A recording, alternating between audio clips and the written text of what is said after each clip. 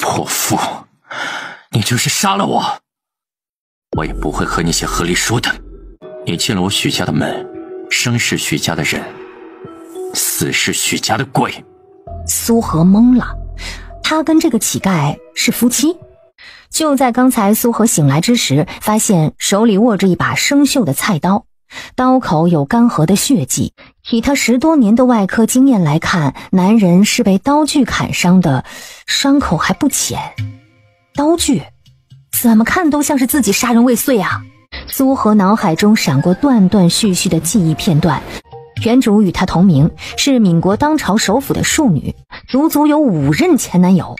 眼前的男人呢，是她的第6任，堂堂镇北侯嫡子许哥，含着金钥匙出生的天之骄子。镇北侯是一品君侯，手握重兵却狼子野心，被运筹帷幄的皇帝一举拿下满门抄斩。而此时许哥正在漠北带兵跟敌军决一死战。许哥守住了国门，取下了敌帅首级，却废了双腿。皇帝念其赫赫军功，死罪已免，但活罪难逃，不但被削成平民，还将声名狼藉的苏荷许配给他。原主苏荷过惯了锦衣玉食的日子，跟着许哥流放到苦寒之地，除了嫌弃他是个残废，更是吃不了苦，将所有的怨恨都撒在他的头上，3天2头的跟许哥闹，动辄对他打骂不停。你这个死废物！习惯使然，原主张口闭口都骂他废物，一时间苏荷也改不过来。小喜啊，这事是我做的不对，但是你也把我打成脑震荡了，咱俩谁也别再计较，我把你的伤治好，这事儿算扯平好吧？滚！有针线吗？灶房在哪儿？他取来毛巾跟针线。你要干嘛？哎呀，给你清理干净再缝合啊！滚开！我不要你管！别乱动，捡了不该捡的就麻烦了。换了10几瓢黑水，才算将他的身体弄干净。那咬紧了，我给你缝合。没有麻药会有点痛，但是我尽快。你想杀我，就拿刀痛快点，别再玩花样。再反抗，我将你绑起来阉割。主刀10年，对于简单的缝合，苏荷闭着眼睛都能干好。只见针线翻飞，很快就将伤口缝好。还有钱没啊？家里没吃的了。哼，果然呢，在这里等着他呢。要钱没有，要命一条。苏荷只得回到自己的房间，翻箱倒柜的找了一通，发现一块棉帕里包着一只金角环。当铺在哪儿啊？哼！小奶狗翻他白眼儿。哎呀，我快饿死了，快点儿，当了钱给你买肉吃。出门往右。这玩意儿能当多少钱啊？你是脑子烧坏了吗？哼，我一千金娇小姐，衣来伸手饭来张口的，不懂行情怎么啦？问你一句又不会少块肉。8两。哦，你等着啊。姑娘，这脚环做工粗糙，品相也不好，最多只能4两。他二话不说，拿起脚环就走。哎，等等，咱们可以商议嘛。苏姑娘，城南就我们一家当铺，你到别处去就走断腿儿也换不来2个茶钱啊，对吧？这样吧，5两，你看如何？8两，行就当，不行我再去别处。8两是死当，活当只能6两。死当。气喘吁吁地推开了门，只见小奶狗拄着拐杖倚在房门口，正探长脖子往外瞧呢，俨然像个抓奸失败的，满脸的暴躁跟愤怒。见苏荷回来，他起初是惊愣，然后马上拄拐挪回床上，不忘捡块破布将重点部位盖好。那给你买的。你想毒死我吗？直接伸手打掉。苏荷捡起地上的包子，当着他的面儿细嚼慢咽地吃掉一个，然后将剩下的包子搁他面前。切，爱吃不吃，想你死的话，我刚才就将你剁成叉烧包了，何必浪费钱去买毒药呢？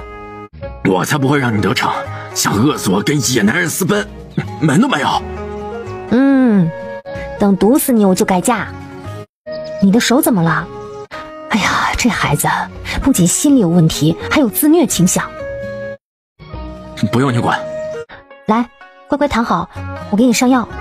随着他的手势，许哥整个人都紧绷起来，眼睛蹦出的光恨不得剁掉他的手。也不知道你烂根没有，自己上药吧。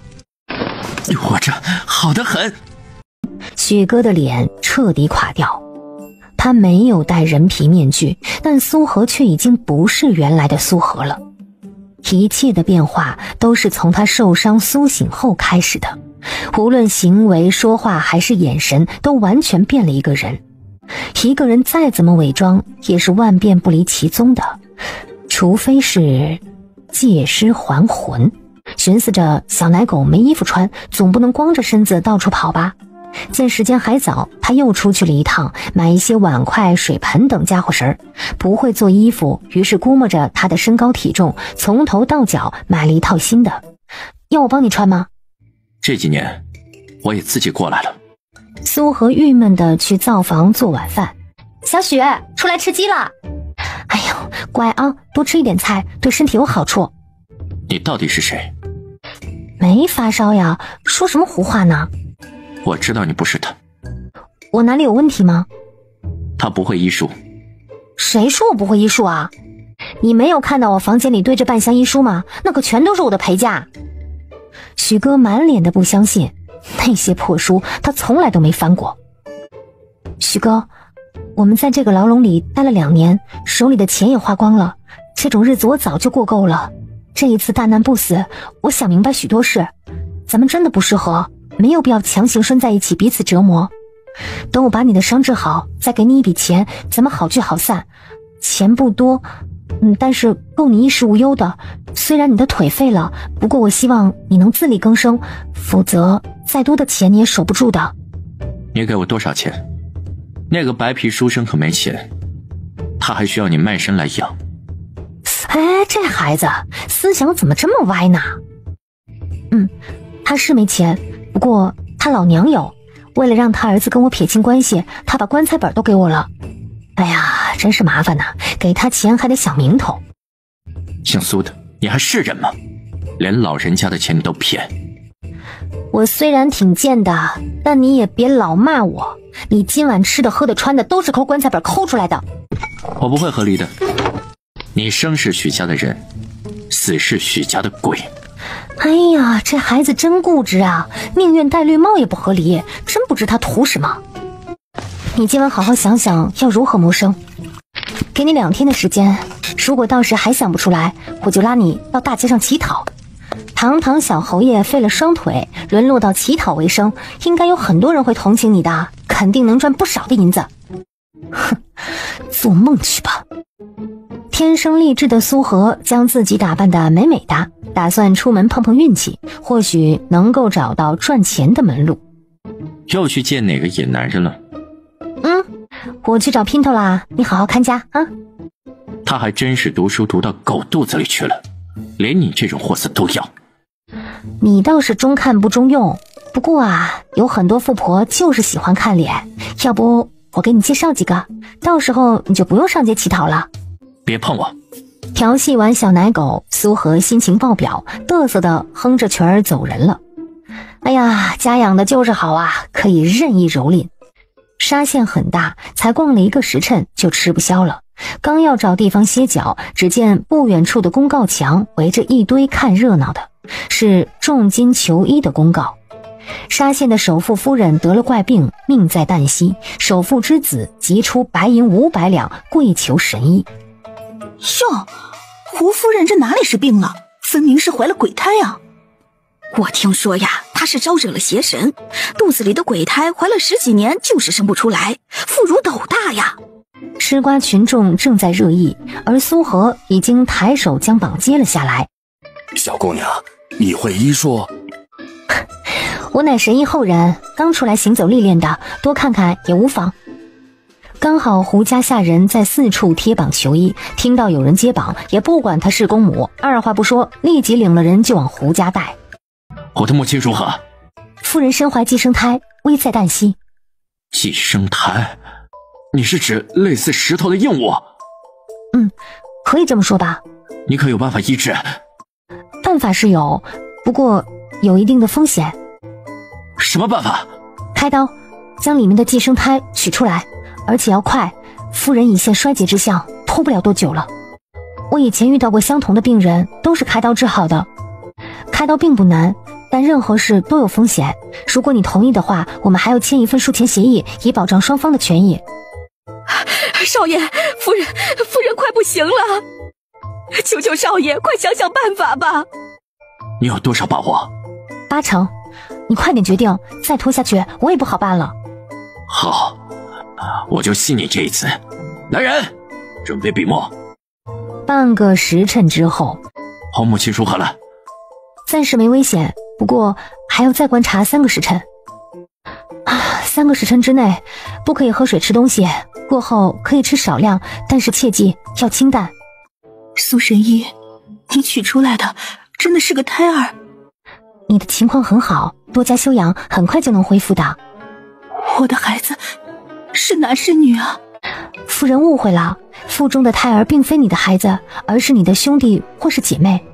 胡夫人震撼得久久回不过神，没想到自己在娘胎会霸道吞掉另一条生命。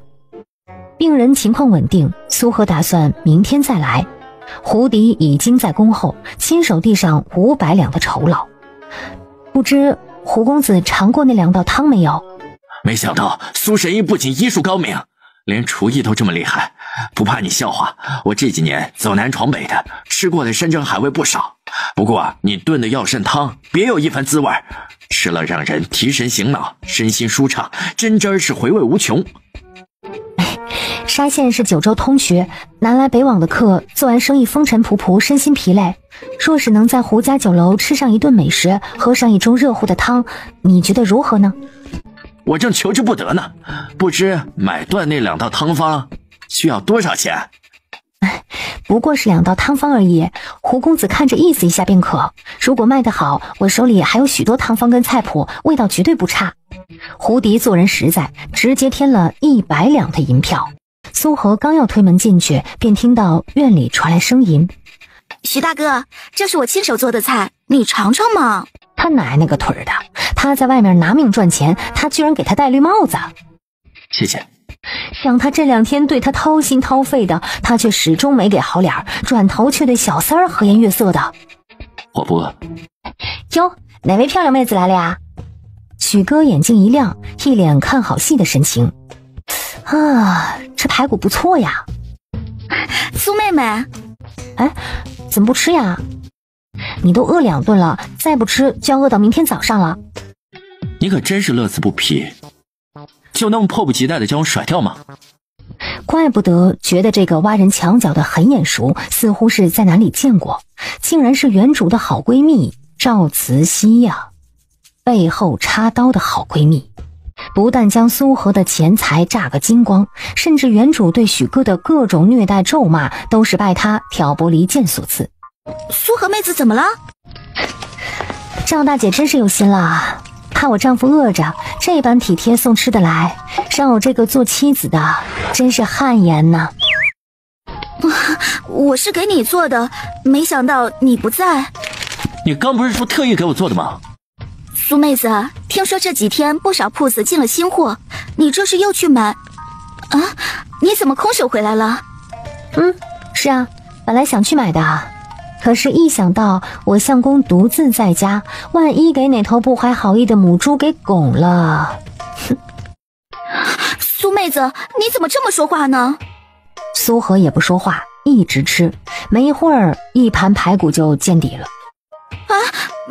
不是说许大哥2顿没吃了吗？你好歹也给他留点儿，毕竟他身体不好，要补补的。赵大姐说你身体不行，你哪儿不行呀？我行不行你不知道吗？哎呀，相公，你真讨厌，哪有这样夸自己的？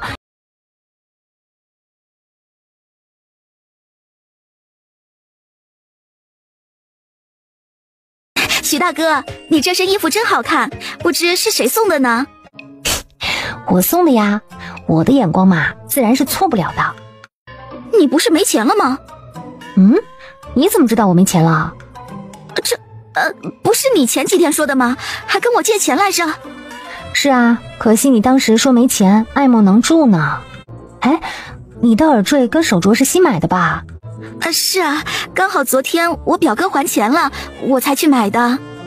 那可就奇怪了，昨天我去首饰铺逛的时候，掌柜的还向我推荐这2款首饰呢，说你前2天就来买了，好像刚好就是我向你借钱那天呢。那是掌柜的想蒙你买首饰，瞎说的。哎呀，我跟你认识2年，自以为情同姐妹，平时请吃饭送礼的都是我。苏妹子，你真是误会了，我这段时间真的是手头挺紧的，表哥那笔钱是我早2年借给他的了。哎，对了，半年前我托你保管的金雀玉手镯跟匕首，何时才能还回来呀？那可是我公爹跟婆母的遗物，放在你一个外人手里不太好。哪里是保管呢？分明是你卖给我的。当时你还说许大哥是个废物，2个老东西也死了，留着也没用。我何时说过卖？哎呀，明明你拉我去买胭脂，说不够钱的话可以将那2样东西暂时放你那儿保管，等哪天我想要了就可以还回来。那些脂粉好像花了你3两银子，我还你便是。苏妹子，话虽然这么说，但不是这个理儿啊。哦，那是什么个理儿啊？当时你可是让我放100个心，说我想要的话保准归还的，难不成你想据为己有吗？这是怪我，以为你这么厌恶许大哥，他的东西你肯定不会想要的了，所以就让人转卖了。这事确实怪你，就算到县衙打官司，我也是稳赢的，所以快点把东西还回来。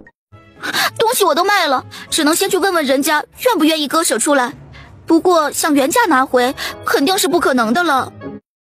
那个我可管不着，买脂粉你垫付了3两银子，半年算你10倍的保管费，我可以给你30两银子。30两？怎么可能？那2样东西可都是好东西，根本不值30两。之前料定了苏和没钱赎，他转手卖了100两。哈，你也知道那是好东西啊，那为什么才给我3两银子？不是讹是什么？你这么说话就没意思了。玉器、刀具这些东西都是有价无市的，在识货的人眼里价值千金，不识货的觉得一文不值。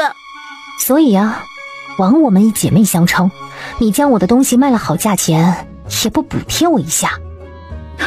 我也不识货呀，只是平价卖出去的，保本赚了个茶钱而已，哪值得一提啊。你平价卖了，我现在高10倍的价格赎回来，你根本不吃亏啊。我要回去问问，晚些再付你。那你可得要快点儿，我最近腿闲得很，没事总爱往县衙跑。我饿了。哼，你还会饿呀？看他还没看饱吗？他又不是东西，怎么吃？忍着，少吃一顿又不会死。给他脸了，以前被原主虐待2年都不敢开口让原主做饭的，现在自己才伺候他2天，他就敢指使他了，真是人善被人欺，马善被人骑呀。小雪，起来吃饭。中午怎么不自己做饭啊？会把衣服弄脏。哎呀，瞧瞧啊，又卖弄可怜了。赚钱的法子想好没有啊？我会骑马射箭打猎，精通18般武器。哟，挺能耐呀。这不现实，再想。我会琴棋书画。啊，你这么厉害，怎么还混得这么惨啊？前面说的不太适合，不过画画倒是可以考虑一下。你画技如何？神来之笔。行，我明天到街上瞧一瞧，看能不能给你揽些活计。你肩上那刀没伤到骨头，很快就会好的。还有你的双腿，肌肉没有萎缩，血流一切正常。不过呢，你的双腿绝对没问题，但你还是走不了路，极有可能是心理问题造成的。战场身受重伤，加上全家被诛杀，彻底摧毁了他的意志，这才导致双腿动不了。你别不相信啊，你的心理问题很严重的。小许啊，想治好你的腿，你就得释怀压在心底的恨。人活着得往前看呢，等你放下一切时，你的腿自然就能动了。滚！那给你好好画，以后咱家喝粥还是吃肉，就指望你了。苏荷返回院子，许哥已经画好了2把折扇，扇子上面是个栩栩如生的美女。苏荷感叹他画工出神入化之时，又觉得美女很眼熟。再仔细一看，他画的不正是自己吗？姓许的，你吃我的喝我的，居然还敢抹黑我！哪抹黑了？哼，你看看这嘴巴，这眼睛，画的多尖酸刻薄啊！难道不是吗？哼，那是以前，现在我人美心善。我忍你很久了。许哥看着他滑稽的笑容，夸张的肢体动作，阴郁已久的心情瞬间阴转晴了。苏荷又拿起另外一把画好的扇子，是位鲜衣怒马的少年。他身穿战甲，手持画戟，威风凛凛，策马冲向敌军。苏荷突然眼睛一酸，如果没有那场灾祸，他或许正在漠北扬鞭策马，恣意潇洒。这把我也要了，剩下的你画一些梅兰竹菊，题一些风花雪月的词，那些文人墨客都爱这些，肯定好卖。苏荷对辅助器材比较熟悉，他提笔画了2张设计图，多功能拐杖跟简易轮椅完全可以解决行走障碍。苏荷又顺手画了全套的手术器具，以备不时之需。第2天起了个大早，一番精心打扮，苏荷带着许哥画好的折扇出门。到了杂货铺里，那你想卖多少钱啊？老板觉得多少钱合适啊？这样吧，白折扇呢5文钱一把，我替姑娘挂卖8文钱，盈利的3文中我抽1文，你觉得如何呀？见苏荷犹豫，老张以退为进。姑娘啊，你也可以到书斋挂卖试试嘛，不过那里价格可贵，而且盈利要抽6成呢。你就是挂上10天半个月的，都未必能卖出去1把。我这儿是便宜了点，但是销得快呀。如果是卖得好，咱们啊看行情提价嘛。行，那就麻烦老板帮我挂卖吧。苏荷的目光落在一张躺椅上。老板，不知这木匠的手艺如何呀？我刚好有东西要定制，我想找他谈谈。祖上3代都是干这行的，手艺绝对差不了。刘木匠住城外村庄，5、6里地老远了，不过今天是赶集的日子，他会挑货来摆摊的。你到市集寻他吧，说是我介绍的，保准给优惠。难是难了点，但可以做，就是很费功夫，起码要半个月才能做好。8两成交，外带送张躺椅。到了铁器一条街，大哥，这东西能打不？刘大呀，我的锄头打好了吗？哎呦喂，姐，早就打好了，就等你来拿呢。刘大呀，好好干，有前途，且看好你啊。哎，姐，你慢走啊。姐，你要常来啊。你有事啊？日了狗了，没看到他才貌美如花吗？他这口味可够重的呀。苏荷递过图纸，你打这些干嘛呀？你管我干嘛呀？能不能打？切，50两。你们是想讹我？你要的东西这么精细，整个沙县除了我，谁家也打不出来。再说了，这材料特殊，官府有明令管制的，要用特殊渠道才能拿到。就这个价，你爱要不要？要的话先付钱。苏荷二话不说，取回图纸就走。不到1刻钟的功夫，苏荷灰头土脸的回来。50两，最快什么时候做好？5天。付完钱，苏荷气冲冲的走人。大哥，我去锤死这贱人！你别冲动啊，这事儿还得跟小侯爷商量呢。商量什么呀？他做这些奇怪的玩意儿，肯定是用来虐待小侯爷的。要是晚了，小侯爷都被他骗成生鱼片了。小侯爷现在处境不好，咱们不能给他添乱。什么叫添乱？你刚刚看到他的态度了没有？被讹了50两都不带眨眼的，他哪来的钱？不是站街卖肉得来的，就是受了朝廷鹰犬的贿赂，想着法子要整死小侯爷呢。所以咱们更得沉住气呀。这不还有5天吗？我们肯定能想出法子来。你猜就好，就等着你救命呢。你让我给狗开刀，我不是兽医啊。苏神医，你可真得帮我这个忙。它不是条普通的狗，那是县令家的狗。哎呦，一条狗而已，它就算是皇帝家的，那也是条狗嘛。那可不一样，县令夫人爱狗如命，县令爱妻如命。你救了他的狗的命，就是救了县令的命。哎呦，胡少爷，不是我不帮你这个忙，而是我不会接生啊，你得去找接生婆的。苏荷有所不知啊，福禄宝仗着主子溺爱，顿顿胡吃海塞，已经养成个猪样，想顺产那是不可能的。只要你能把县令夫人的狗救活，钱不是问题。好，我干。有办法吗？剖腹取子，运气好的话还能救回来几只。剖腹？那他会死吗？不剖肯定会死，剖了还有50%的机会。跑，马上跑！不到半个时辰，6条血淋淋的东西先后被取出，个个都是肥胖巨婴。徐夫人让贴身丫头取来1张100两银票，苏荷哪里敢收啊，连连拒绝。夫人太客气了，苏神医举手之劳，不足为谢的。离开徐府，胡迪阔绰的直接给苏荷200两的银票。那苏神医，这事儿就麻烦你了。你看有没有别的法子能让徐夫人更高兴，借此成我们这个大人情？当然有啦，只要钱到位，什么都好说。那个扇子没人要。哦，骗你的，一早就卖完了，我还帮你接了个大单呢。算他们识货。切，你这人真没劲呐，一点都不好玩。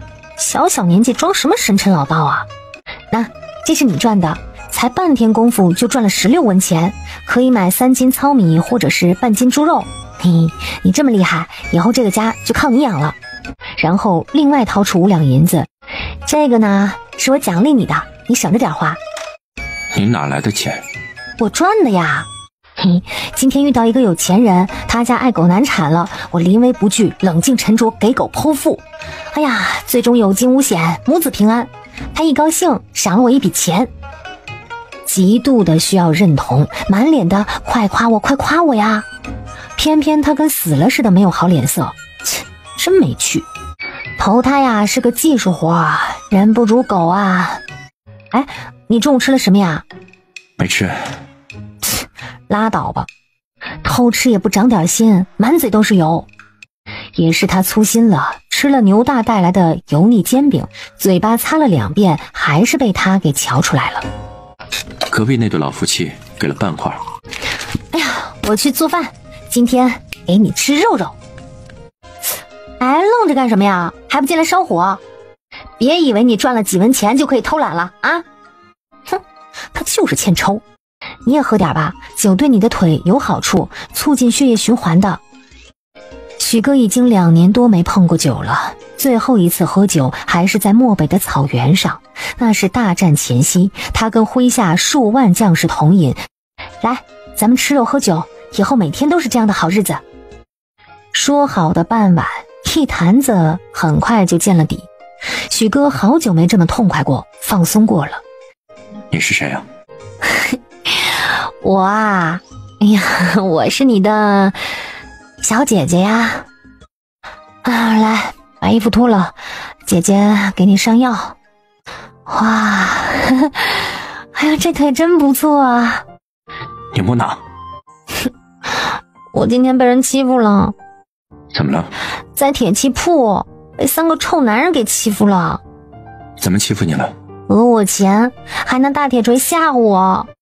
你在铁铺上打了什么东西？一套吃饭的家伙。有了他们，我切起来很方便的。你想切谁？哎，谁有病我就切谁呗。许哥看过图纸，上面画的东西千奇百怪，凭以前苏荷那简单的脑子办不到的。苏荷浅浅的睡了觉，不过是半个时辰，人已经清醒很多。吃饱了就得干活，我明天要交货的。哎，哎呀，你出去吧，我来做就好，你别添乱了。我就是个废人，我真没用。呀，怎么又玻璃心了？我没那个意思，你别误会呀。连生个火都不行，我不是废人是什么？哎呀，你一晚上的功夫就可以赚100文钱呢，都快抵上普通人1个月的工钱了，怎么是废人啦？你先去把脸洗了，早饭马上好啊。你一个人在家要关好门窗啊，别给陌生人开门。你早点回来。这是什么？你尝尝。许哥抓了一把放在嘴里嚼，好吃吗？好吃。好吃你就多吃点儿。我出去一趟啊，很快回来。小侯爷，拿走，不吃。敢问小侯爷，您吃的是什么呀？你尝尝。牛大抓了满满一把塞进嘴里，眼睛亮了。好吃吧？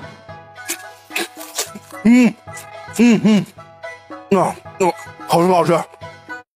这才是人吃的。你带回去，让兄弟们也尝尝。谢小侯爷，谢小侯爷。你们上个月赚了多少钱？跟老爸他们对完账，5个铺子总共赚了6两。6两？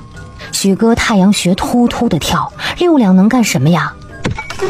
小侯爷，我们都是糙老爷们儿，做吃的根本不在行啊，做的糕点馒头压根儿就没人买。徐达的铺子上个月还亏了呢，我那打铁的铺子倒是好点儿，上个月赚了2两银子。怕小侯爷骂呀，他都不敢说是靠哥仨袒胸露乳拉来的生意。不过这个月肯定不错，苏河那一单我就可以赚49两。我让你查的有结果没？小侯爷，属下查到了，那个贱人天天跟胡迪搞一起。首富之子，他都做什么？他把胡夫人怀了10几年的鬼胎取了出来，昨天胡迪又带他去给县令夫人的狗剖腹取子。小侯爷，这贱人整日勾三搭四，败坏你的名声，要不要属下把他？他做了个抹脖子的动作。他做这些事赚了多少钱？说。700两。许哥差点没气晕过去啊！他几十号兄弟干死干活1个月才赚了6两，他2天赚了700两。派人跟着他。好，咱们什么时候动手啊？他早就想一拳捶死他了。他要是少了根头发，我唯你是问。苏神医，这是个什么东西啊？这是狗粮，专门给狗吃的。夫人，福禄宝其实跟人一样，太胖容易生病的。你如果想他陪你久一点，该减减身上的肉了。谢苏神医提醒，那我以后就让他吃狗粮吧。只是这狗粮我也没有见过呀，不知道要到哪里去买啊。我就是做这个的，以后夫人有需求尽管开口。家里黑灯瞎火的，许哥将整陶罐的狗粮啃完，加上喝水太多，肚子胀得不行。你不知道黄豆吃多了会放屁吗？许哥满脸黑线，不，还忍着。你可真厉害呀，一晚上就赚了别人1个月的工钱呢。你留着吧，男人就该养家的。哎呀，不用，你自己攒着，将来娶媳妇用。我是个废人，怪不得你。哎呀，咱俩以前不是吵习惯了吗？话赶话呗。既然心不在这里，你还是走吧，我不留你，但休书你就别想了。这不是废话吗？不给休书，他找谁接盘呢？哼，哎，我不走，要走也得把你的腿治好才行。哎呀，要我帮你洗吗？来吧。哼，不是嫌他那方面不行吗？今天就让他好好的瞧瞧。把你屁股撅起来。苏荷扯他的裤衩。够了，我够不着。不行不行，这小奶狗太会了。苏荷。辛苦你了。没事儿，谁让我欠了你呢？以后让我养家吧。好啊。这就是你说的吃饭家伙？他们还欺负你吗？哼，怎么不欺负呀？我长这么大还从来没受过这种气呢。那三兄弟不但口出狂言侮辱我，还朝我挥拳头。哎呀，好在我跑得快，否则我小命都没了。你伤到哪没？哼，他们厉害呀。当他的话是耳旁风了。摔了，疼。哎呀，你看了有什么用啊？你还能把我打回去不成？哎呀，这只小奶狗深藏不露哈，还以为他就此一蹶不振，原来背后藏事儿呢。我后天要给徐县令看病，没问题吧？看什么病？痔疮。挺简单的，直接割除。姓苏的，你要脸吗？男女授受不亲，何况你还是有妇之夫，真是不知检点。你看阿猫阿狗就算了，你如今还要看别的男人的屁股，不知廉耻。我看的是病，不是屁股，还狡辩。我的你还没看够吗？你还会看别人的？你屁股又没长痣，要不然我早就给你割了。你要是敢去，信不信我休了我吗？要不然现在就写啊，财产我分你一半。杀了你！我现在是大夫，救死扶伤是我的职责，你别威胁我。沙县的大夫死光了，他找谁不好非得找你，他爱搁哪搁哪，找别人去。好吧，我推了就是。你不会忽悠我吧？你该不会是吃醋了吧？谁吃醋了？哎，这么激动干嘛呀？哎呀，好，我都听你的啊。我刚才吓到你了。你说过咱俩重新开始，我会越赚越多，腿也会治好的，你再耐心等等。你去哪？徐夫人给他家的狗摆庆生宴，我去喝2杯就回来。你一个人在家可以的吧？我争取早点回来。嘿，真没带吃饭的家伙，就是给狗保的几套衣服而已。你给狗做衣服？那不是给他做的吗？你别这样嘛。哎呀，我做的这一切不都是为了我们的将来吗？等拿下这笔生意，我们就能躺着数钱了。我那份呢？我不会女工，但是可以学呀，先欠着回头补上。你想赚钱我不拦着，你我身份敏感，如果太招摇过市，怕是怎么死的都不知道。这事儿等我回来再议。没想到苏神医竟然是许少夫人。苏神医也好，许少夫人也罢，我一没作奸，二没犯科，难道还不允许我出来找口吃的吗？徐小侯爷身份特殊，而胡家不过寻常商贾，不敢妄自揣测朝廷之意，以免惹来灾祸。如此，打扰胡少爷了。站住！那2味药膳汤在酒楼卖开了，不但招揽来不少新客，回头客也不少。另外，你今天在赏龙宴已经把胡家推出去了，这事若中途而废，反倒让胡家下不来台。哦，所以呢？我要你的药方、猫粮、狗粮配方以及衣服的设计等，价钱你自己开。这是我们最后的合作了，我对你也算是仁至义尽。我考虑一下再回复你吧。别说话，我什么都没有了，眼眶酸涩。怕什么？现在我养家。哎呀，天大地大，不如吃饭事大。你等着，我做好吃的。嘿，来喝。不生气了？哼，没有什么是一顿吃的解决不了的。如果不行，那就2顿。今天的事儿谈崩了。因为我？是，也不是。你想要休书？你是乱臣之子，我是水性杨花，咱们呢算是烂锅配烂盖，以后啊谁也别嫌弃谁了。你欲如何？还能怎么办啊？凉拌呗。两位，我相公情况如何？徐夫人，苏姑娘真是妙手神医呀！县令的病灶处理得很好，约等1刻钟左右就能醒来了。不过这几日需要趴卧，吃少许流食，切记是少许，否则对刀伤有影响。钟前辈，县令大人的病后续有劳你了。苏姑娘何必此言呢？女子从医本就世人难容，更何况是我这种舞刀弄剑的，若是传了出去，谁人敢娶啊？啊？莫非姑娘想封刀？我也不想，但是哪还敢抛头露面呢？晚辈有个不情之请，不知前辈是否抬爱？姑娘请讲。我自幼便立志行医，奈何国医学术不精，今见前辈国医精湛，在下心生敬佩，故而想毛遂自荐，不知前辈可能收我为徒？能收你为徒，我实乃三生有幸啊！师傅在上，请受徒弟3拜。快请起，快请起！钟思邈体恤他的苦衷，师徒关系不对外公开，他有空可以随时来回春堂，这正是苏荷想要的。你是不是有瘾？一天不买憋得慌。哟，还说养家养我呢，才花你这么点钱，你就心跳加速啦？是钱的问题吗？吃不完会坏。吃不完才怪呢，待会儿让你把碗都舔了。你买这些做什么？凉拌呀。哎呀，坐着干嘛呀？过来帮忙啊！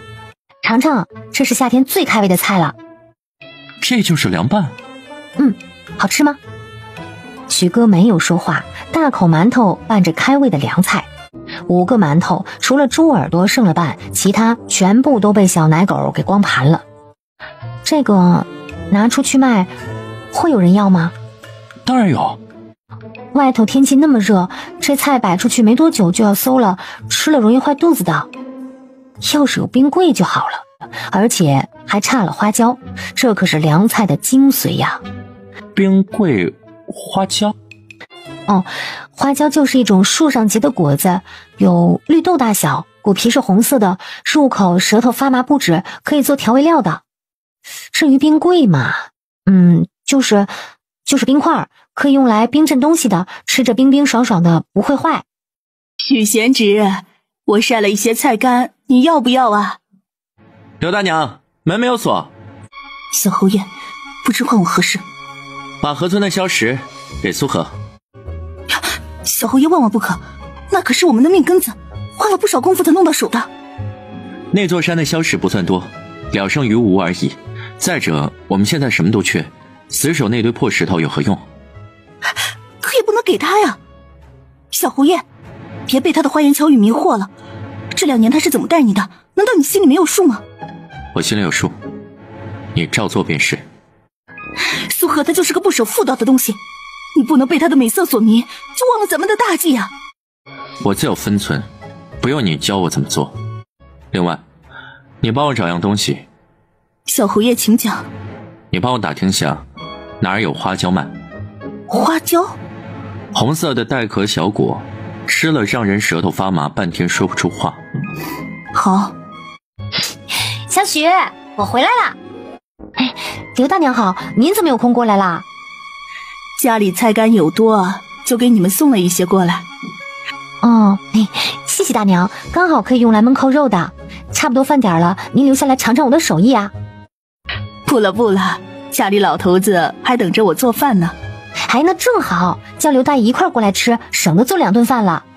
大娘，你就留下来尝尝苏荷的手艺吧。主子开口，刘大娘这才讪讪的同意。苏娘子，这东西辣得呛人，能吃吗？这可是个好东西。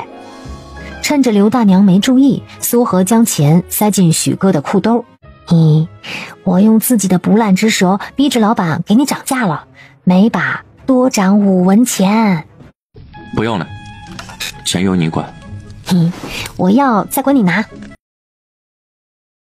大娘，辣椒籽儿待一会儿你拿一些回去种吧，随便丢盆里都能活，1年4季开花结果的。我家就2口人，种多了也吃不完。那没关系啊，吃不完可以卖给我。听贤侄说你打算做凉菜卖，这要是卖得好，要不少辣椒吧？是啊，缺了辣椒不行。我把能买的都买回来了，也撑不了多久。那这辣椒贵吗？物以稀为贵嘛。我家侄子是种菜卖的，家里刚好有几亩薄田，不如给他点种子，到时候种好了卖给你。哎，那好啊，要不我明天去瞧瞧吧。你做的凉菜这么好吃，到时候肯定大卖。许贤直腿脚不方便，你忙得过来吗？只要有钱赚，肯定忙得过来。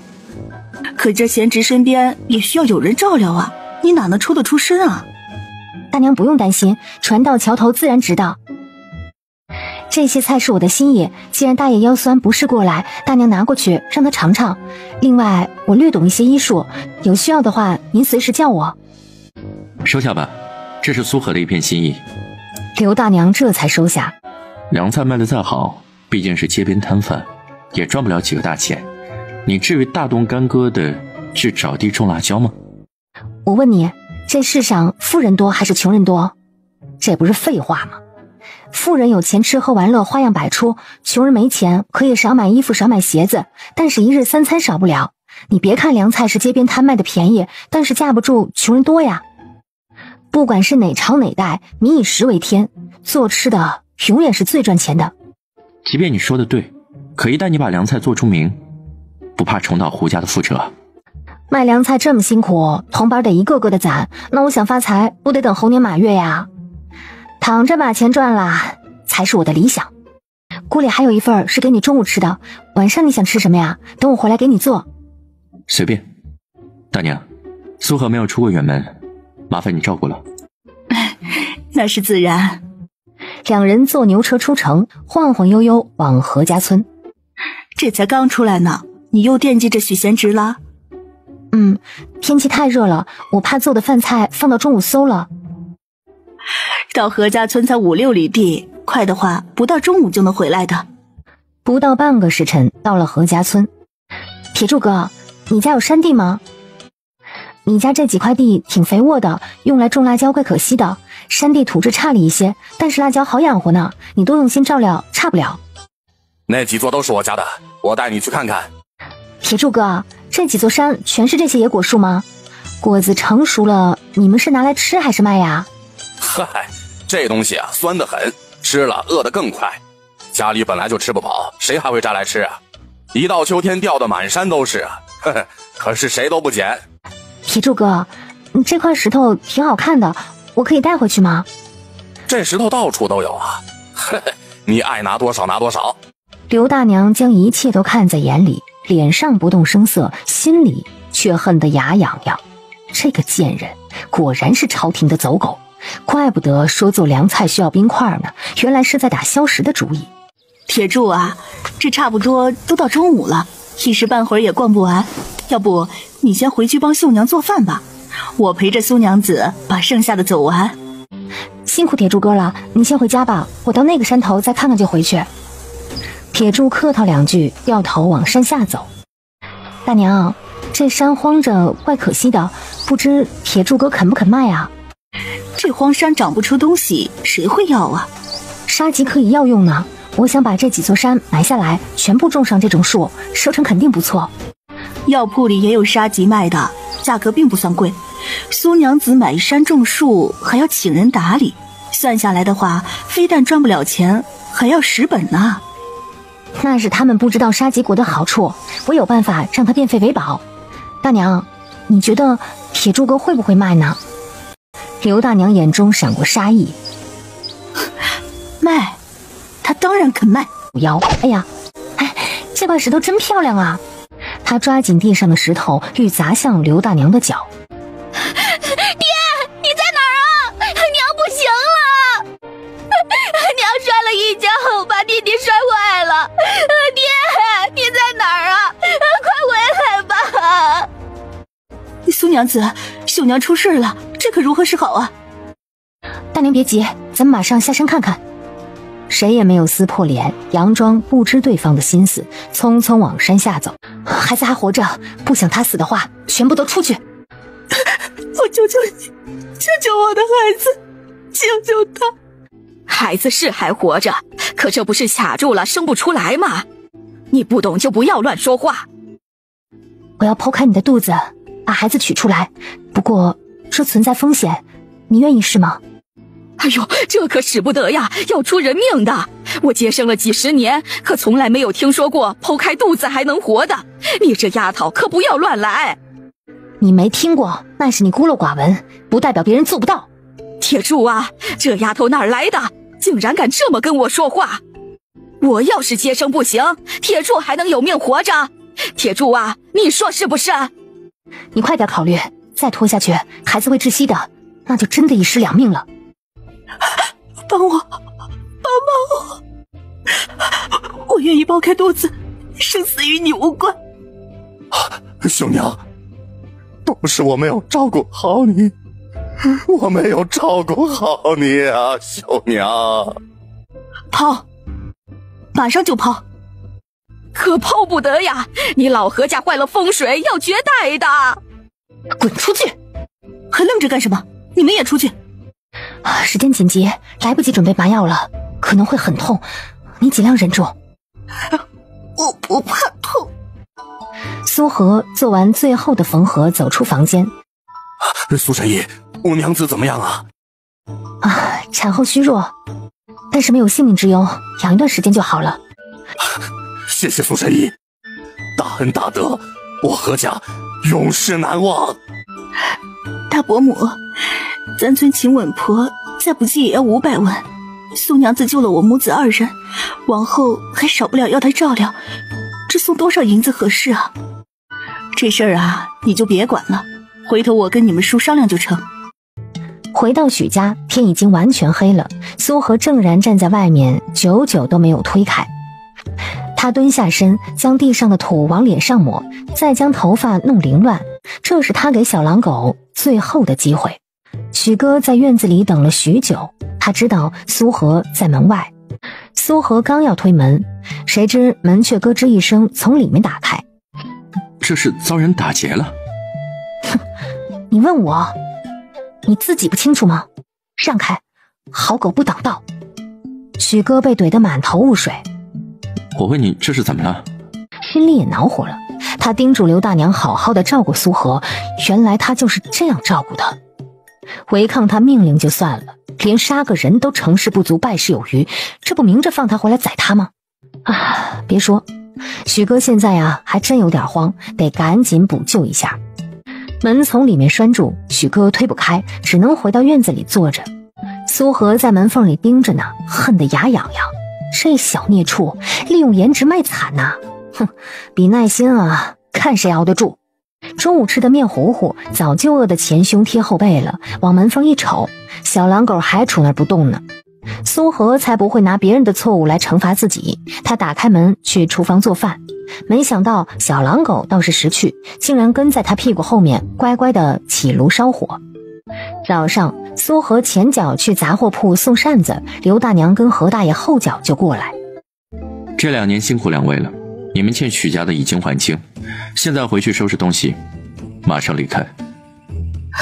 小侯爷，老奴知道错了，你再给我们一次机会，我也是一时糊涂，以后绝对不会再犯了。2位都是极有主见之人，我哪用得起？还请小侯爷责罚，只要不赶我们走，以后任何事我们都绝无二话，但凭吩咐。你打算要多少钱？5000两。苏姑娘，你是在开玩笑吗？就这么几张画稿，值5000两？当然不值啦，刚刚的只是赠送而已，你要的药膳汤方、猫狗粮、宠物衣服等等都在这儿呢。大手一挥，让掌柜的取5000两过来。吃吧，吃饱点儿。该不会有毒吧？来而不往非礼也。吃。你找到消食了？哎呀，你懂什么呀？西瓜就得这么吃才爽。你吃不吃？你不吃我扔给狗吃。许哥舍不得，学着他的样子大快朵颐。爽吧？爽。苏娘子在吗？来的是隔壁刘大娘，她带了10个鸡蛋过来，连连感谢她昨天的救命之恩。苏娘子，我侄儿派人来传话了，说你的大恩大德无以为报，他愿意将那几座长有杀机的山送给你，算是报答你的救命之恩。这怕是不合适吧？就怕苏娘子你嫌弃，那山荒着也没有人要，既然能在你的手里变废为宝，这不是刚好两全其美呢吗？既然是人家的一片心意，那你就收下吧。来，大娘你坐，刚买的，你尝尝。哎呦，是凉的呀，你是怎么做到的？这是秘密。吃完半只西瓜，透心凉的苏荷浑身都舒坦极了，他将结冰的盆端进房内，好好午睡。你也给我弄一盆凉快下。不好意思，没有了。哪里没有啊？他昨晚背了满满一袋子回来，这分明是打击报复嘛。他的房间凉爽很多，许哥说什么也不愿意回到隔壁的桑拿房，直接赖在他的房间不走。不知不觉竟然睡了过去，一觉醒来已经是下午，而小狼狗不知何时竟然爬上他的床。他撩脚把他给踹醒，发现自己睡在他的床上，顿时面红耳赤，着急忙慌地拿上拐杖要走。你都爬上来了，这会儿着什么急啊？哎，我有正事跟你说。你说我做凉菜卖怎么样啊？做凉菜没问题，但我不建议你冰镇。啊？为什么呀？冰在大热天是个稀罕玩意儿，在沙县用得起的根本没有几家，还是挖冰窖储存起来的。你的手艺独一无二，做的凉菜肯定会大卖，但咱们身份太过特殊，一旦让人知道我们用得起冰，你觉得会招来什么麻烦？再说凉菜如果大卖，你会很辛苦的，我又帮不了你。活人还能被尿憋死不成？实在不行，我找个靠谱的人合作，他们出人出力，我们出秘方拿抽成，躺着就把钱赚了。哎，肥水不流外人田，你有没有人呀？你要是没有，我就找夏家了。这年头撑死胆大的，饿死胆小的。胡家是没那个胆子，舒一楼或许是个胆大的，听说他们在京城有背景呢。我有，我请你3，没有我，你1分钱都赚不到。给你3成，你就知足吧。我9你1。你想要的胡家生意模式，快则半年，慢则2年，我可以做到。哎呀，行吧，按你说的来。你做的甜品也不错。切，贪多嚼不烂，你这也要那也要的，有多少人跟钱啊？人现在有几十个，至于钱，8万两。许哥脸僵了，他重新比划了一下，8000两啊？80两。你妹的！80两，半年至2年内把生意做遍全国，他儿洗洗睡吧，梦里啥都有。你不相信我啊？我既然答应你了，就不会反悔的。你不是嫌80两太少了吗？找合作伙伴，人品最重要，钱还是其次的。再说了，大钱有大钱的玩法，小钱有小钱的门道，咱们慢慢来。你有什么主意啊？民以食为天，最赚钱的肯定是饮食。既然钱不够，咱们就不弄大的，先从成本低廉的凉菜开始，然后再做甜品果饮。我觉得可以跟酒馆饭店谈，让他们交加盟费，要货随时跟我们拿。他们有新的菜品，能够多招揽生意，这种互惠共赢，你觉得如何？许哥听着他的高谈阔论，起初觉得荒谬，可是后来再细细的推敲琢磨，倒也未必不可行啊。做生意人才是最重要的，我要先见见他们。你去茂昌街的徐记包子铺，记住别擅自进内堂。我去。小娘子，里面请，里面请。本店有包子、甜糕，保管你满意。2个韭菜馅的，3块红糖糕。啊，2个韭菜包子，3块红糖糕。苏荷付钱走人。小侯爷有吩咐，我得去一趟，你们看好铺子。是不是那个女人来了？我听到了她的声音，我现在就去剁了她，把她做成人肉叉烧包。剁什么剁？你有那闲工夫，倒不如把包子做好吃了。一早上就来了5个客人，咱们这个月又亏不少钱，都要喝西北风了。我为了做好这包子，睡得比睾丸，起得比鸡早，怎么就不好吃了？哎，等，你自己咬一口，你看能不能把你的牙崩了？咱们当初在战场上想吃还吃不上呢，它怎么就不好吃了啊？别让小侯爷等久了。徐大哥，快去快回！你们都别轻举妄动，小侯爷敢让那个女人过来，肯定是出了10万火急的事儿。苏荷回来进晌午，徐达已经离开。回来了。苏荷将手中的包子扔过去，许哥拿起来一瞧，嫌弃地搁在旁边。哎呀，我觉得那个包子铺要改名。改成什么名？狗不理。辛苦你了。铺子不大，但是稍加改动勉强够用。你跟他们谈得怎么样啊？徐达同意了，不过想解开大伙心结需要时间，起初少不了冷言碎语，你就多包容些。许哥看到苏荷带了几套男装回来，还以为是给自己买的，摊开一比划，压根就不是自己的尺寸呐。你买这些做甚？谁让我长得好看呐？到哪儿都吸引来一堆的目光。哎呀，这条巷子的人哪个不知道咱俩净吃饭不赚钱的？这段时间我没少往家里搬好东西，不少长舌妇都在非议呢。这不，买几套男装出入方便，不给他们嘴碎的机会。天热，我衣服不够换洗了。哼，想穿新衣服啊？还没发财呢你就膨胀了？你要新衣服不自己挣，这2天为什么把扇子停了？杂货铺已经在催了。哎，苏妹子，这是我表哥赵大海。苏娘子，听我表妹说，你想要回匕首跟手镯？不瞒苏妹子，这2样东西早前被我转手卖给了城北的涂员外。得知你想赎回来，我刚刚去找了涂员外，他倒是同意了。不过涂员外啊，压根儿就看不上这30两，所以他要多少？我估计起码得……赵大海伸了一根手指头。涂员外财大气粗嘛，压根儿不在乎钱。不过这都是我的猜测啊，具体多少还得你们面谈。赵大姐，你当初用3两拿走我的东西，现在要100两才还回来，这手段厉害呀！苏妹子，你这说的什么话？你都不知道，我为了要你的东西，让表哥跑了多少趟，人家涂员外压根儿就不愿意出手，是表哥好说歹说，差点没跪下来求他，这才勉强同意的。再说了，这不还没拍板呢吗？指不定你们谈得好，30两就能拿回来。别跟我说废话，我的底线是30两，要不然回头咱们衙门见。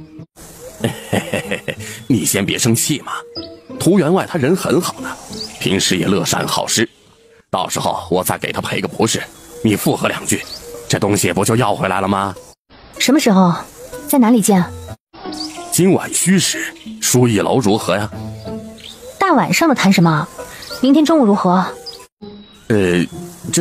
苏娘子有所不知啊，涂员外明天一早要出远门，怕是没几个月都回不来的，只有今天晚上有空啊。今晚戌时，胡家酒楼。好，那你可得准时了。记得要带上银子。许大哥，那我就先回去了。怎么不吃呢？刚才还说饿，这么久了也没动几筷子呀。这2样东西我不要了，你别去。为什么呀？我不想要了。你是在担心我吗？逝者已，留着那东西也是徒增伤感。这次就当买个教训，不要跟那种人较真。那可不行，除了在你身上吃过亏，我就没有便宜过别人。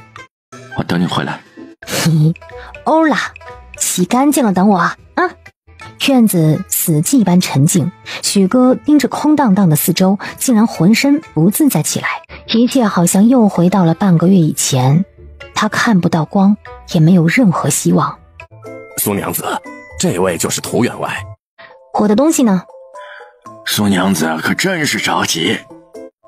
不急，咱们边吃边聊。不好意思啊，今日身体不适，不宜饮酒。既然不宜喝酒，那就以茶代酒。不用了，怕路上渴，我出发之前喝了2大壶的水，肚子胀的实在喝不下，还望见谅。苏娘子，涂员外百忙中抽空出来，你这样也太不给面子了。我想先看看东西。一手交钱，一手交货。你莫不是开玩笑的吧？30两大发叫花子啊！这2样东西本来就是属于我的，30两已经比当初的价格高了10倍。你当初多少钱买的我管不着，这两个宝贝现在是我的心头好，如果不是看在赵兄弟的份上，今天我根本都不会来。就凭你今天的态度，没个5000两，别想拿走。5000两？让你表妹明天一早在衙门等着，不见不散。哎呦喂，我的姑奶奶哟！涂员外那是看你不给面子，一时说的气话而已嘛。就算你要告我们兄妹，但这东西是涂员外真金白银花钱买的。再说县城大人是他亲姐夫，你就是告赢了也拿不走这东西啊。涂员外这个人就喜欢交朋友，你跟他吃个饭，说2句好话，这东西不就拿回来了吗？何必非得弄到对簿公堂呢？药膳汤是还未开盖的，苏和拿起调羹尝了2口。谢涂老爷款待，我已经吃饱了，可以走了吗？钱财乃身外之物，我这人啊就爱交朋友，你既然给了我面子，我就得礼尚往来。这2件东西我物归原主，你拿走吧。苏和放下30两银票，将锦盒塞进了包里，起身匆匆离开。刚出门外，身体就一阵眩晕。糟糕！苏和暗叫不妙，没想到再小心谨慎，还是着了小人的道。他抱紧包，脚步踉跄往楼下冲。这次得改规矩，钱我要，人我也要。你可别太贪，闹太大可不好收场。怕什么？她丈夫是半身不遂的废物，在这里没依没靠的，能奈我们如何呀？再说了，她声名狼藉，就算传出去，又有谁会信呢？我先，你后。天已经完全黑下来了，脑袋愈发的晕，苏和浑身止不住的颤抖，脚下虚浮无力。死太便宜他们了，你若处理不好，我就处理你，保证完成任务。他抱起浑身湿汗的苏和，消失在了夜色中。小侯爷，人已经处理了，保证以后都没法再犯案。真的？小侯爷的吩咐，属下哪敢不从啊？解药呢？什么解药啊？废话，这玩意儿哪有解药啊？您自己就是解药，进去办就行了。滚！这有什么呀？是个男人都这么干。许哥眼神骇人，徐达赶紧溜到浴房，放了1大桶的凉水，直接将苏和给扔进去。凉快去吧你！泡酒容易生病，许哥在外头守了1刻钟，发现自己干了一件蠢事儿，泡完还得给他换衣服。小雪，像一只慵懒的猫，不要脸的蹭着，心里那紧绷的弦彻底断了，抱住他笨拙的吻着。许哥的脑袋滚着滚着磕到了床沿上，痛得迷离的意识一下子被拉了回来。他伸手掐住苏和的穴道，苏和脑袋一歪，晕了。世界总算是安静了。小雪，你睡我床上干嘛呀？你说呢？哎呀，我怎么回来的？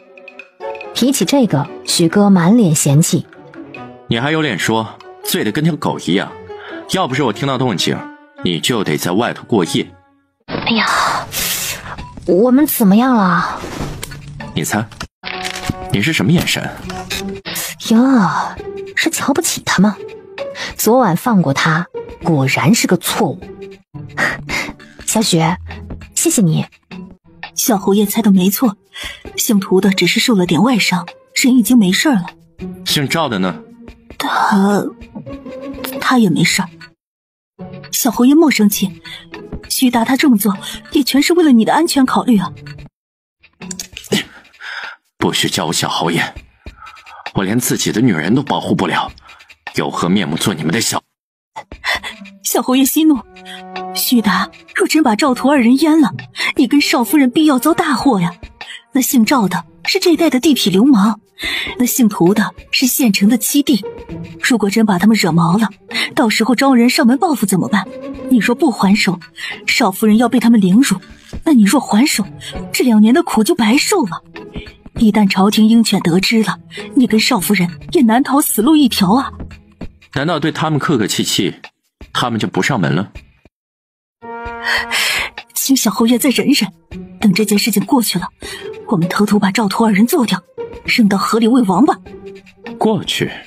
要多久才能过去？这件事你就别管了，我会再想办法。今天那帮人要上门，你等会儿找个理由把苏荷支走，晚上再回来。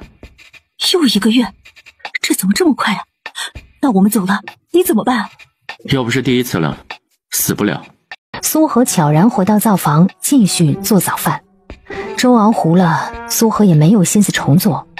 苏娘子啊，我侄儿捎人来传话，说我那侄媳妇的刀口出血水了，你能不能跟我去一趟啊？我前2天才去看过了，她的刀口没问题，不可能会渗血。等明天吧，我今天不舒服，就不去了。那咱们去包子铺走走，那边好像出了什么问题。我说了，我不舒服。许哥使了个眼色，刘大娘讪讪地说：是我考虑不周，那苏娘子多休息，有事知我一声。既然你不舒服，今天就在房间休息，哪儿也别去了。哦。小侯爷。魏先生好。小侯爷看起来气色不错呀，不知身体可否健康啊？托魏先生的福，最近还算可以。蒲童将药箱往桌上放，脚下一个没注意踢到了凳子，凳子撞在许哥腿上，许哥没有站稳，整个人摔在地上。你这废物，没吃饱饭吗？连个药箱都放不稳。对不起，小侯爷，都是我不好，没踩痛你吧？不碍事，反正我的腿也没知觉。亏得小侯爷不计较，否则你几条命都不够用。碍手碍脚的滚一边去。魏先生坐下，给许哥把脉看诊。小侯爷身体没大碍，只是心郁太重，平时还是要多看开些呀，才能长命百岁。我如今不过是一介贱民，还望魏先生别再以小侯爷相称，我受不起，传出去也不好听。这是这个月的药，吃了对你的身体有好处。许哥不疑有他，直接验服。今天怎么没见到苏娘子啊？哎呀，我在这儿呢。脚被门槛绊了一下，整个人滚下台阶，狼狈倒地。啊，先生帮我，你帮帮我，我有病，我也有病啊。苏荷是个不要脸的贱货，在家对许哥阴阳怪气，冷嘲热讽，在外与人勾勾搭搭，暧昧不清。这2年呢，他可没少耳闻。许夫人，你的眼睛怎么了？我的眼睛突然看不见了。魏先生，你可得替我治病啊，帮我看看嘛。两位年轻气盛，内耗严重，房事方面还需节制啊。这瓶药对许夫人有好处，你吃完或许就能看见了。哼，你这死残废，天天就想着我死，现在我眼睛看不见，你高兴了吧？你这个废物，你就不是个男人，我背着你找人怎么了啊？谁让你不行呢？人远去，苏荷马上把药一扔，他蹲下身撩起许哥的裤管，只见腿上全都是密密麻麻的钉口，鲜血汩汩不停地渗出。为了折磨试探许哥，蒲童的鞋特殊改装过，鞋底淬着锋利的钉子，钉子入体，他但凡有一丝的反应，性命便是不保。2年来，这帮鹰犬走狗没有放过任何试探他的机会，就等着他露出马脚。我的事你别管了。哎呀，一家人不说2家话。苏荷从房间取来金疮药、剪刀、纱布等，会很痛的，你忍着点儿。撒上金疮药，苏荷将他2条腿包扎好。他刚才给你吃的什么呀？你还不赶紧吐出来！许哥弯腰抠喉，将胃里的药呕出来。加油，这铺子赚不赚钱就靠你们了。有少夫人撑着，你们撸起袖子，大胆干。少夫人放心，我会上心的。徐大哥，你帮我找一处院子，要清静不引人注目的。你要搬出去啊？你们生意做起来以后，跟徐哥的联络就会很频繁的，而且我要到回春堂做学徒，往来多了容易惹人注意的。少夫人放心，我马上给你找房子。那就拜托你了，要快。少夫人，大麻子手艺练得差不多了，你看可以出师吗？当然可以呀。我们僧多粥少，这段时间关铺跟练手艺花出去不少，铺子还得装修几天才能好。我想能不能先出去摆摊卖啊？这么急？铺子关一天赔一天，兄弟们急得睡不着啊。你让牛家三兄弟把这些东西打出来，尤其是这个车子，虽然有点耗材料，但是它可以自由移动推着走，不用你们来回肩挑手提的。等你卖开了，这车子应该有人会争着要，也能给打铁铺招点生意。少夫人，你可真是厉害啊！所以你们得对我好一点，谁对我好，我就给谁好东西。车子打出来以后，你们做好凉菜推出去。嘿嘿嘿，得嘞，肯定很好卖。不，我们不卖，我们免费送。开店呢，要想客似云来，就得在宣传上下功夫，让所有人都知道你家有好东西卖。你们不用做的太多了，限量给来往的客人试吃，借机宣传你们的店4天后开业，开业前3天一律5折。哦，开业3天以后，我们可以打7折，或者买2送1。还可以抽奖或者是免费送，比如第8名、第18名、第28名，轮到的客人免费送1斤。现在天气这么热，我们推凉菜出去卖，没过多久就馊了，这可怎么办呀？哎呀，那你就让牛家三兄弟在推车平板里面加个内槽，把消食跟水灌进去，这不就冰冰凉凉啦？哎，凉菜铺过几天就开了，您给取个名字呗。你取吧。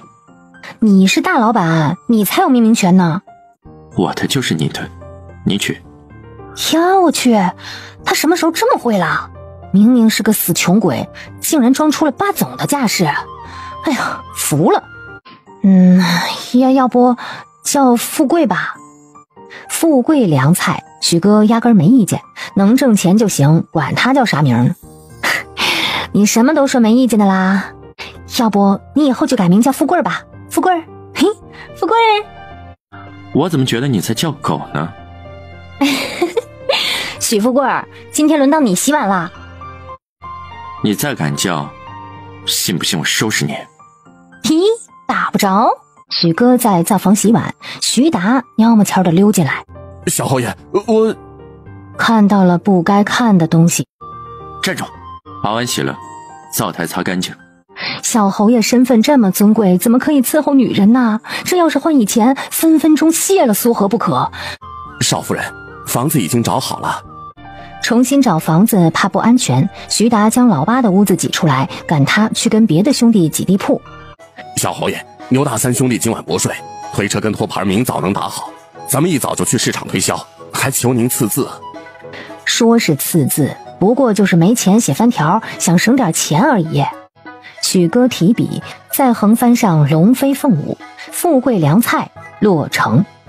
小妹妹还没吃饭吧？哎，阿婆小心啊！谢谢姑娘。交谈中，苏荷才得知阿婆的眼睛并非完全看不清，她的视力很差，看东西眩晕带重影，这才差点被绊倒。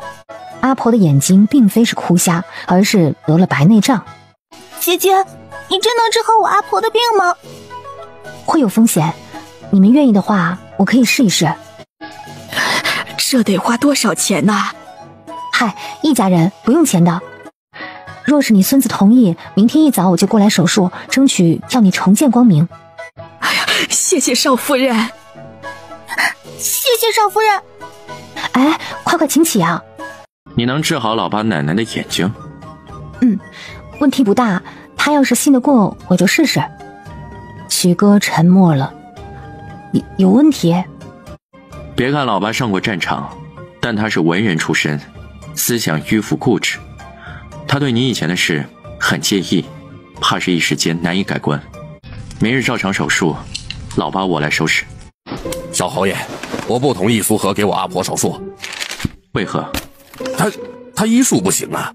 他给胡夫人开腹取食，给何家媳妇剖腹救子，给县令哥痔疮，哪儿不行了？小侯爷，叔叔下失礼，她是你的妻子，怎么可以看别的男人的屁股啊？闭嘴！这是许哥心底永远的刺，他敢来拨弄就是找死。都说救人一命胜造七级浮屠，亏你饱读圣贤书，却满脑子的污浊，难不成读书读到狗肚子里去了？小侯爷息怒。你知道他有多贵吗？他给胡夫人开腹500两，给信家的狗接生200两，你觉得他给你阿婆开刀值多少钱？我……老八眼珠子一转，心中顿生一计。啊，小侯爷，我没钱，手术还是不做了。念在你忠心跟随我多年的份上，他现在分文不取。我害怕。你害怕什么？你阿婆的眼睛已经瞎了，就算开刀失败，还是眼瞎又不会死，你有何损失？可若是治好，你阿婆就能重见光明，这也是你多年的夙愿。这么好的机会摆在你眼前，别人跪着都得不到，你却不知珍惜。不管他怎么说，老八就是不松口。行，我不逼你，你回去收拾东西走人，从我这里支来治眼的欠款，算是我给你的安家费，自此一笔勾销，不再相欠。小侯爷息怒，我是真心实意跟你的，绝没有二心呐。哼，我信小侯爷，明早手术。阿婆年纪大了，眼睛功能退化，要多注意休息。如果没有大问题，7天左右能重见光明。阿香，灶房还有几剂洗眼睛的，从明天起1天1剂，用帕子过滤干净，给阿婆1天3次的洗眼睛。哎呀，许富贵儿，你真是厉害，好样的！嘿，你好好画啊，我做肉肉给你吃。许富贵儿。你再叫我许富贵，我就对你不客气了。你还能吃了我不成？来啊，我这个铲屎的还怕你不成？好晕呢。许哥靠过来跟做火炉似的，苏和厌烦的踹了他一脚。哎呀，走，你碗还没洗呢。我做饭，你洗碗，你别想着偷懒。要是招蟑螂了，我饶不了你。许哥起身认命的去洗碗，刚要出门，从他的房间窜出一条黑影，差点没把他给吓死。小侯爷，小侯爷办事快嘛，我寻思着话肯定是好了，这才连夜赶过来，明早还得出摊试吃呢。要画可以，把碗洗了。这怎么又他洗碗呢？怎么回事啊？今天可是黄道吉日，为什么不开张啊？少夫人，他们不听我的劝，抠抠搜搜把货备少了，我们开门没多久就全卖光，实在没东西卖，只能关门了。啊？你们备了多少？徐达满脸懊恼，闷闷地把备料单递到苏和手中。这不少啊，比我预想中的还要多呢。这哪够啊？少夫人你是不知道，我们按你的吩咐，每天走起摊，专门到人多花销大的地方免费试吃，很多人都赞不绝口，就等今天开业来呢。再说有小侯爷画的海报，我们贴在显眼的地方，好多人都对小侯爷的画评头论足，说就算奔着这画技也得来尝尝。徐大掌柜还愣着干什么呀？赶紧算算我们赚了多少钱。少夫人，刨去所有人工跟成本，我们净赚16两09文钱。10两，天哪，10两！兄弟齐心，其利断金，一个萝卜一个坑，咱们先做好分内的事儿，再来商量全局。徐掌柜能领着你们往前走，自有他的过人之处，都是第一次，大家摸着石头过河，以后慢慢就能拿捏准。嘿，小雪，姐姐回来了。咦，没人呢。他提脚进了隔壁，刚要推门，谁知门突然打开了。你干嘛呀？在屋里不吱声，我还以为你死了呢。你是不是藏人了？什么人？哎，天这么热，你关门干嘛呀？怕外头吵着我睡觉，顺手就关上了。瞧瞧他满身大汗的样子，苏和信他才有鬼呢，肯定是做了见不得人的事儿。你该不会用手了吧？姓苏的，你不要脸！还真有什么呀？左手右手都是好兄弟嘛。许哥松了口气，要不是他提前赶回来，这事儿就穿帮了。怎么了？看来你这几天不饿嘛，给你冰的东西没吃多少，人还长胖了。哎呀，有事儿说事儿。跟信成的泡汤泉泡得挺开心的嘛，瞧你红光满脸的。嘿，还好啦，就是他脸没你好看。我还没死呢，别老想着要和离。知道啦。你该不会想学萧雪儿给我扣绿帽子吧？你又不是没戴过。姓苏的。在呢，来，想什么呢？吃都堵不住你的嘴。你是不是混腻了？小雪，记得把碗洗了。有事说事啊。你是不是放不下他？当然了，我都想死他了。他哪里比我好了？他呢，骗术比你厉害，哄得姑娘们乖乖的掏钱，事发以后他们还不敢报案，可真是厉害了。别忘了，你也是他们中的一员。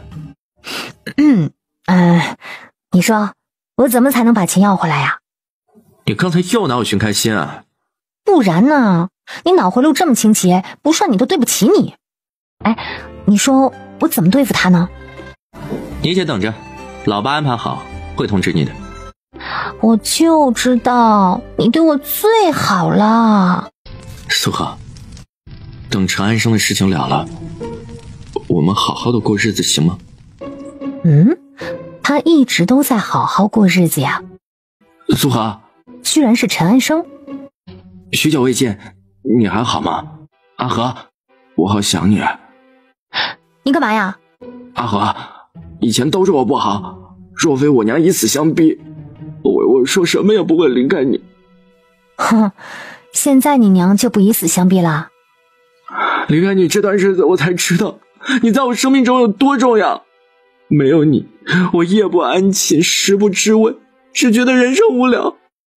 你人生无趣，那就去死啊！我知道是我害了你，所以我来祈求你给我一个补偿的机会，好不好？你放心，我说过的话一定作数。等我高中以后，马上就娶你。你当初可是说过，我是有妇之夫，跟我在一块儿会受到良心谴责。怎么，现在你的良心就不会痛了？我知道这样于理不合，可我们是相爱啊，没有什么能阻止相爱的人在一起。要不你问我相公吧，现在是他养家，他要是同意，我就跟你在一起。阿和，你就给我个机会行吗？我不能没有你。让不让开？我再也不会离开你，除非你打死我。我给你脸了。苏荷下脚撕下没留情。你怎么了？苏荷喝了口水，将满腹牢骚倒给小狼狗听。许哥听后眉头紧蹙，坐着一言不发。你该不会也怀疑我跟他藕断丝连吧？他当初可是将你身上的钱榨得一干二净，怎么又会突然回来找你啊？他这般对你死缠烂打，肯定是知道你现在有钱，或许别人告诉他你很有钱。赵大姐最近有没有找你啊？没有。你回答得太快了，再好好的想想。找过2次，我根本没开门。好你个许富贵啊，学会说谎了呀？我没有，我在房间装没听见，更没应他一声。他都跟你说了什么呀？不知道，我睡得迷迷糊糊的。能说什么呀？不就是拿好吃的引诱他开门吗？他才不上当呢。别说我是有妇之人，就算未婚未娶，哪怕打光棍一辈子，也瞧不上他那种坏心肠的。哟，我还得感谢你恪守妇道啊。这是应该的，我许家有家规，一生不娶妾室，我一生只有正妻，绝不纳妾。家规？要是没有这个家规，你还想像杨主簿那样娶18房啊？苏荷，我有你就够了。那你说说，赵慈禧唆使陈安生来找我麻烦，让我给他腾位置，你打算怎么做？当然是以彼之道还施彼身了。你不会想弄死陈安生吧？不到万不得已，我不会杀人。让他别把精力放到我身上就行，还是不要杀人了。怎么，你舍不得啊？我怕他脏了你的手。咱们都是斯文人，别动不动杀呀砍啊的，要用文明手段解决问题。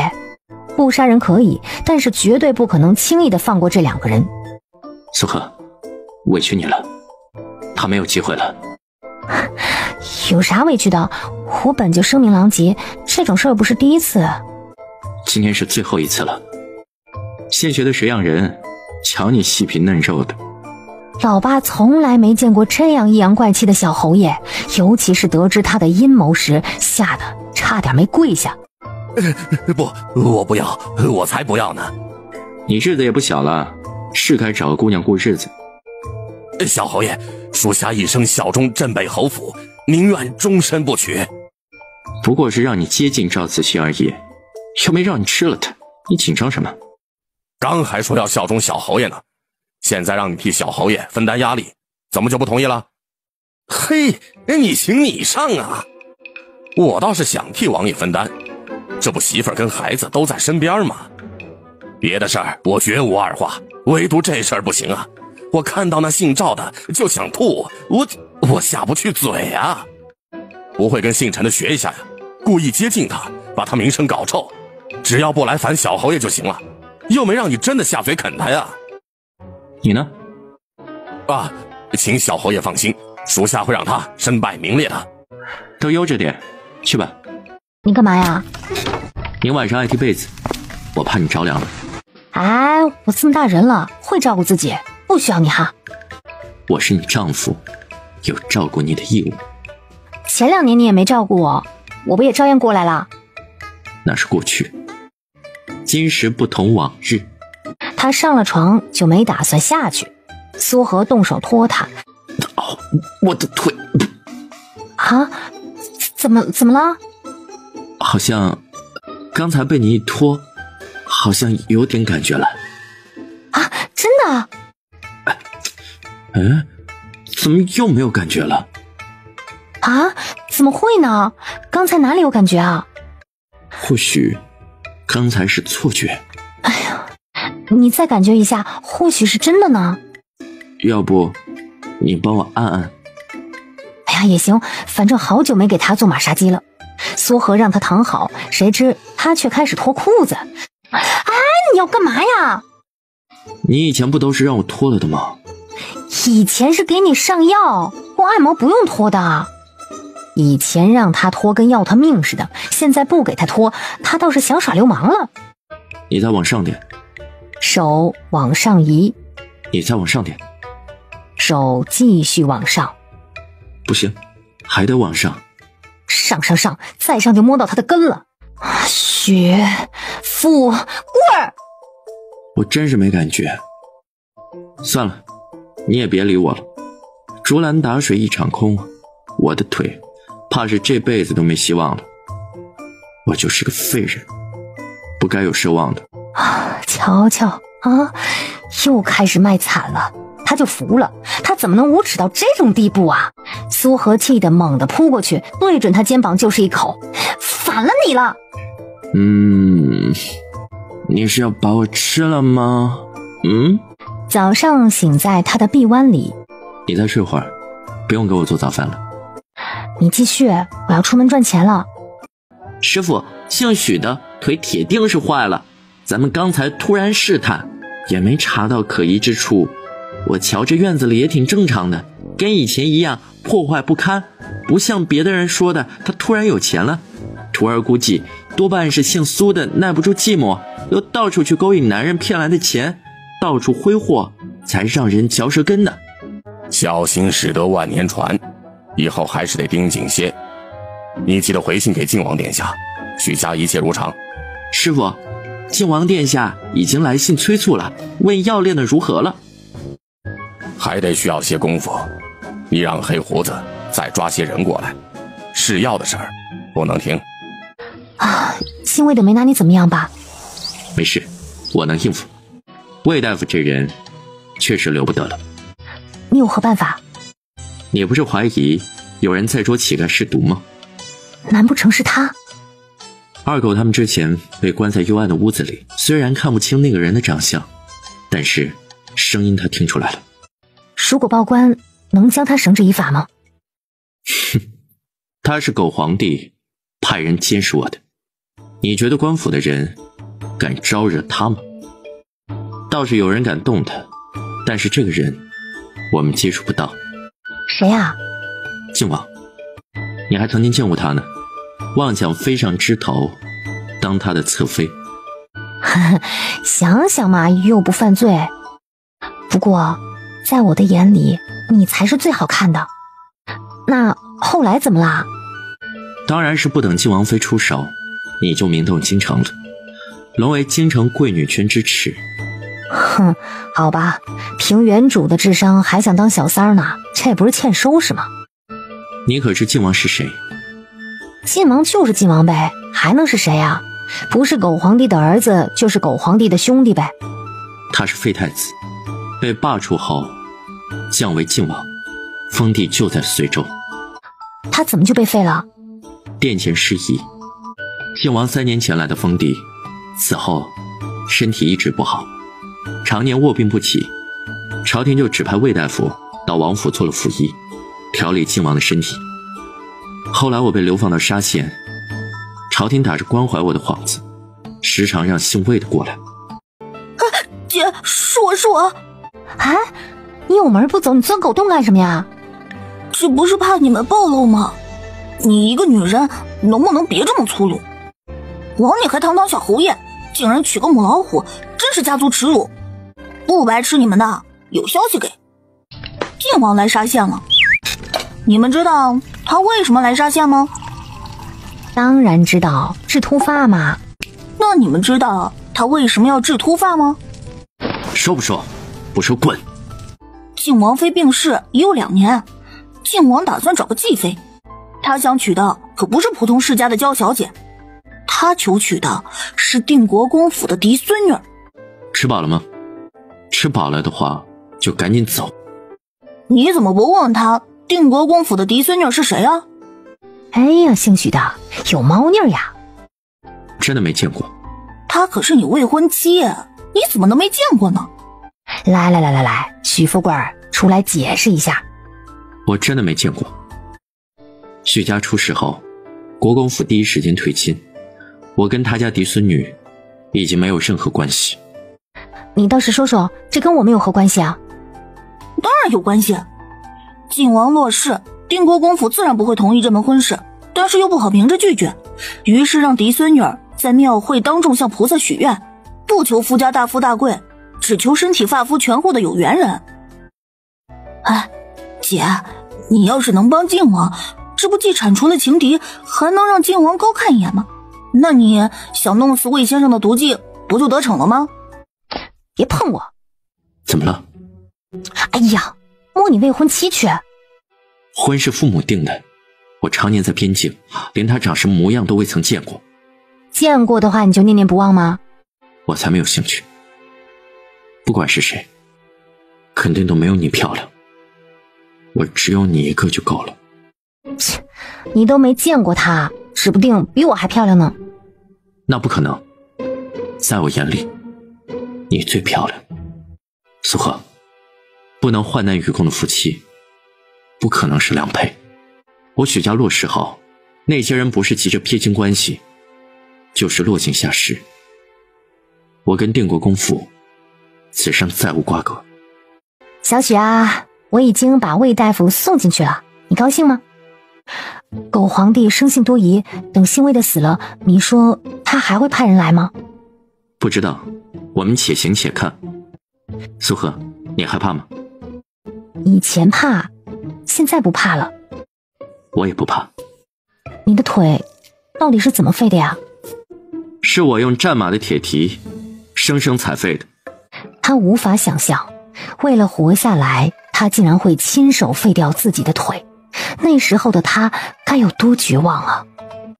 你的腿肯定能好起来的。总有一天。大白天的你要干嘛呀？晚上再说呀。大半年都忍过来了，还差这半天不成了？被他哄了好一会儿，他就借坡下驴。眨眼到了傍晚，我们今天早点吃饭。苏荷以为他是老鸟，谁知道关键时候竟然是菜鸟。没想到他竟然是个厨，完事之后竟然逗弄他。怎么了？还行，苏荷等身体的不适消失，蹭在他的臂弯中睡去了。许哥完全没有睡意，他越想越不舒服，然后他翻身把苏荷压在身下，一番的胡作非为，苏荷被弄醒。这一次许哥信心满满。怎么样？哎，你的腿刚才是不是动了？苏荷伸手在他大腿内侧狠揪了一把。哎，许富贵儿，你的腿没问题啊？是吗？这个死女人，她在卖力表现的时候，她脑子里在想些什么呀？苏荷又揪了他一把。哎，怎么样？好像是有感觉。早知道做这个能治好我的腿，以前就该办你了。我的腿能动，并不是好事。苏荷当然明白了。你以后就在房间里走，给我看就行。你2条腿是粉碎性骨折，要注意保养好，千万不能再骨折了，也不能过于负重，否则就会彻底的废掉。苏荷，你是我的女人，这辈子都得跟我在一起。你还没说我怎么样？你好厉害呀，快点睡吧。许哥这才如释重负，觉得心满意足。许哥睡着午觉，突然闻到一股药味儿，起身到灶房一看，苏荷正端着碗喝。你生病了？还是弄疼你了？哎呀，咱们都还年轻呢，等以后条件好了再生。眼前的时局确实不适合怀孕，皇帝不可能允许她有子嗣的。我现在给不了你安稳，不过你放心，等以后咱们稳定下来，我让你给我生很多孩子。我喝有效吗？要不以后我来喝算了。行啊，以后都由你喝。这种药呢，男人喝多了会影响身体，以后想生都生不了。那还是委屈你了，我在别的方面不偿你。切，怎么补偿啊？以后家里的粗活全由我包了，我的钱跟身体和心全都给你，危险的挨刀的我先上。翼王的人来了。什么时候到的？千里飘雪，他们有心太急，大雪封山非要强闯，遇到雪崩全埋了。许哥望向外面的积雪，看来他能不能留在这里过年，要看老天爷的意思了。漠北陆续又打了几仗，你玩这么大，就不怕皇帝锤死你啊？他本就没有打算放过我。我在这个鬼地方困了2年多，边境若不闹点动静出来，你觉得我还能活多久？苏荷知道许哥不想再忍了，他意图扭转被动局面。京城比这里更凶险，你害怕吗？瞧苏荷一脸的懵样，许哥觉得有必要跟他透点底。你已经不属于苏家人了，你本就是苏家之耻，加上赐婚给我，苏定昌怕你我会拖累苏家，在2年前以你母亲犯了大错为由，连带你跟你弟弟都被逐出府，自然跟苏府没有任何关系。我母亲跟弟弟离开苏府以后，情况如何了？你表弟会时常接济。宫里传来密信，皇帝念许哥以往战功，特封清乐侯，赐宅回京养病，名为养病，实则圈禁。皇帝面子工程挺厉害呀，还赐了一座宅子，起码不用再掏钱买了。好什么呀？那是座凶宅，但凡住进去的都不得好死。你还没回京呢，就这么多人盼着你死啊？我命硬，我不信鬼神。凶宅查出什么原因死人没？查了，没有头绪。唉，这趟是躲不过去了，你打算怎么回京啊？是怎么样就怎么样。那我呢？怎么蠢怎么懒，蠢人多福，而且我会保护你的。瞧你这细皮嫩肉的，真是妇女之友啊！下至8岁，上至80岁，个个都过来稀罕你。像我这种皮相好、活又棒的，嫁我是你8辈子修来的福气。切，没有比较，哪来的发言权啊？你要是敢，看我怎么收拾你。等到京城稳定下来，你就做自己喜欢的事。亲爱的，你真好。接了旨，苏荷一改之前的面孔。侯爷，咱们可以回京了。这顿先凑合着，等进了城，你们就能吃香喝辣了。许哥染了风寒，睡得沉，醒来也没什么胃口，勉强吃了一只包子，谁知一口黑血吐出来。苏荷还没来得及吃，赶紧扔掉包子替他把脉，居然中毒了。听到外头有动静，大夫赶紧迎出来，却在看到苏荷时，整个人都怔住了。表，此人情况危险，你们留个人就行，其余全部出去。不管用什么方法，一定要把他救活呀！亏得表妹时针及时啊，否则大罗神仙也救不了他。他的毒看着凶险吓人，但其实没有大碍，只要静心。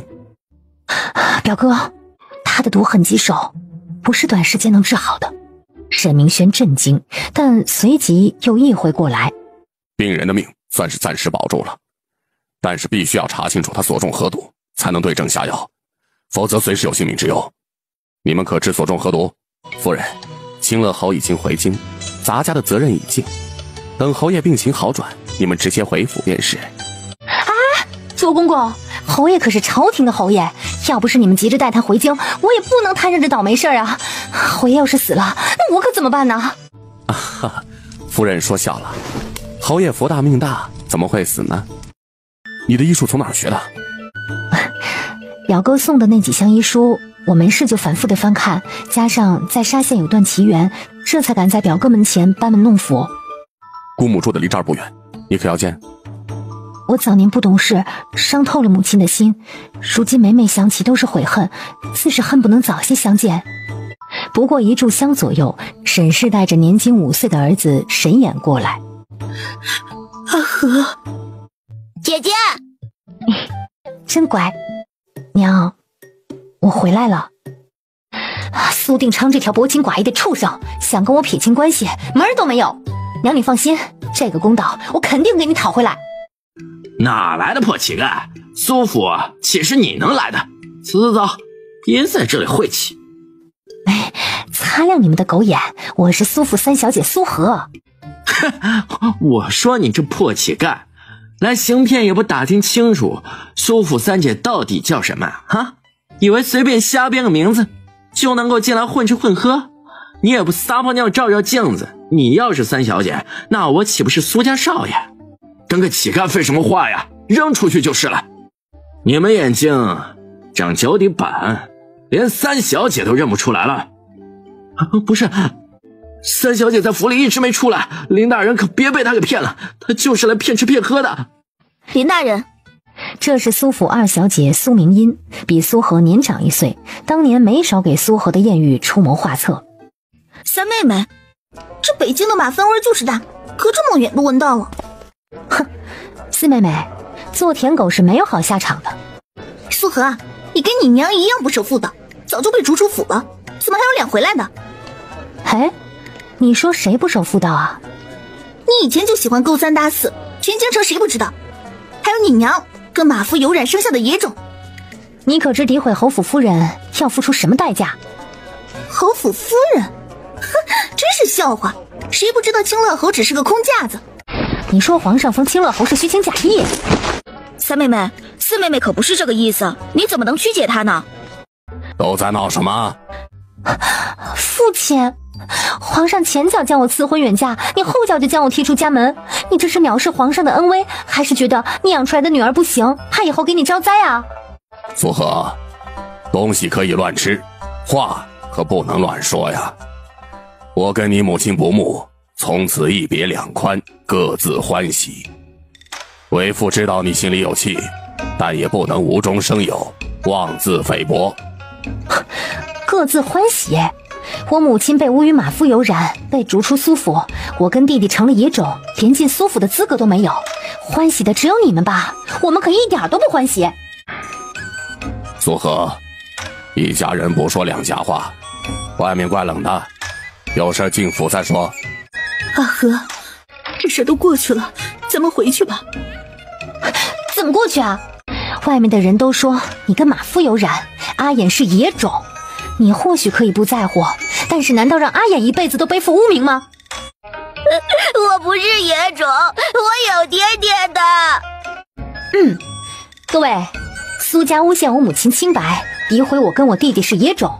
来，拜托大家都擦亮眼睛，好好的看一看，看看我姐弟俩跟首府大人长得像不像？我弟弟的眉头、眼睛还有嘴巴，是不是都跟首府大人一样？这小孩子跟首府大人长得真像啊，尤其这眉毛，简直绝了。首府大人莫不是盲公务、盲花眼啊？这个小男孩简直跟你是一个模子里刻出来的，你怎么就认为是马夫的孩子呢？大家说是不是啊？啊？尚书大人真是火眼金睛，我瞧着也是像极了，一看就知道是亲生的。阿和跟眼儿当然是我的骨肉，那些流言蜚语不过是外人捏造的。我跟沈氏是感情不睦，但念在他跟孩子感情深，才让他带走的。这么说，我母亲是清白的了。沈氏恪守妇道，孝敬婆母，若以后再有人捏造谎言，我必重重追究。你们都听到了吧？我母亲是和离出府的，要是再有人敢诋毁她的清白，看我不告到你们把牢底坐穿。既然父亲承认是亲生的，那就按亲生的来算，你不可能做甩手掌柜。如今我相公重伤昏迷，希望父亲能够伸以援手，还有弟弟的抚养费、母亲的安家费，还望父亲好好的算算，需要一次性的付清，少一个子儿都不行。夫人，我挑了几个新面孔，供您跟侯爷驱使，也方便日后联络。叫什么呀？阿九。哦，懂拳脚吗？夫人眼光真好，阿九武功最出挑，能一拳打死老师傅。给你家主子推轮椅正好。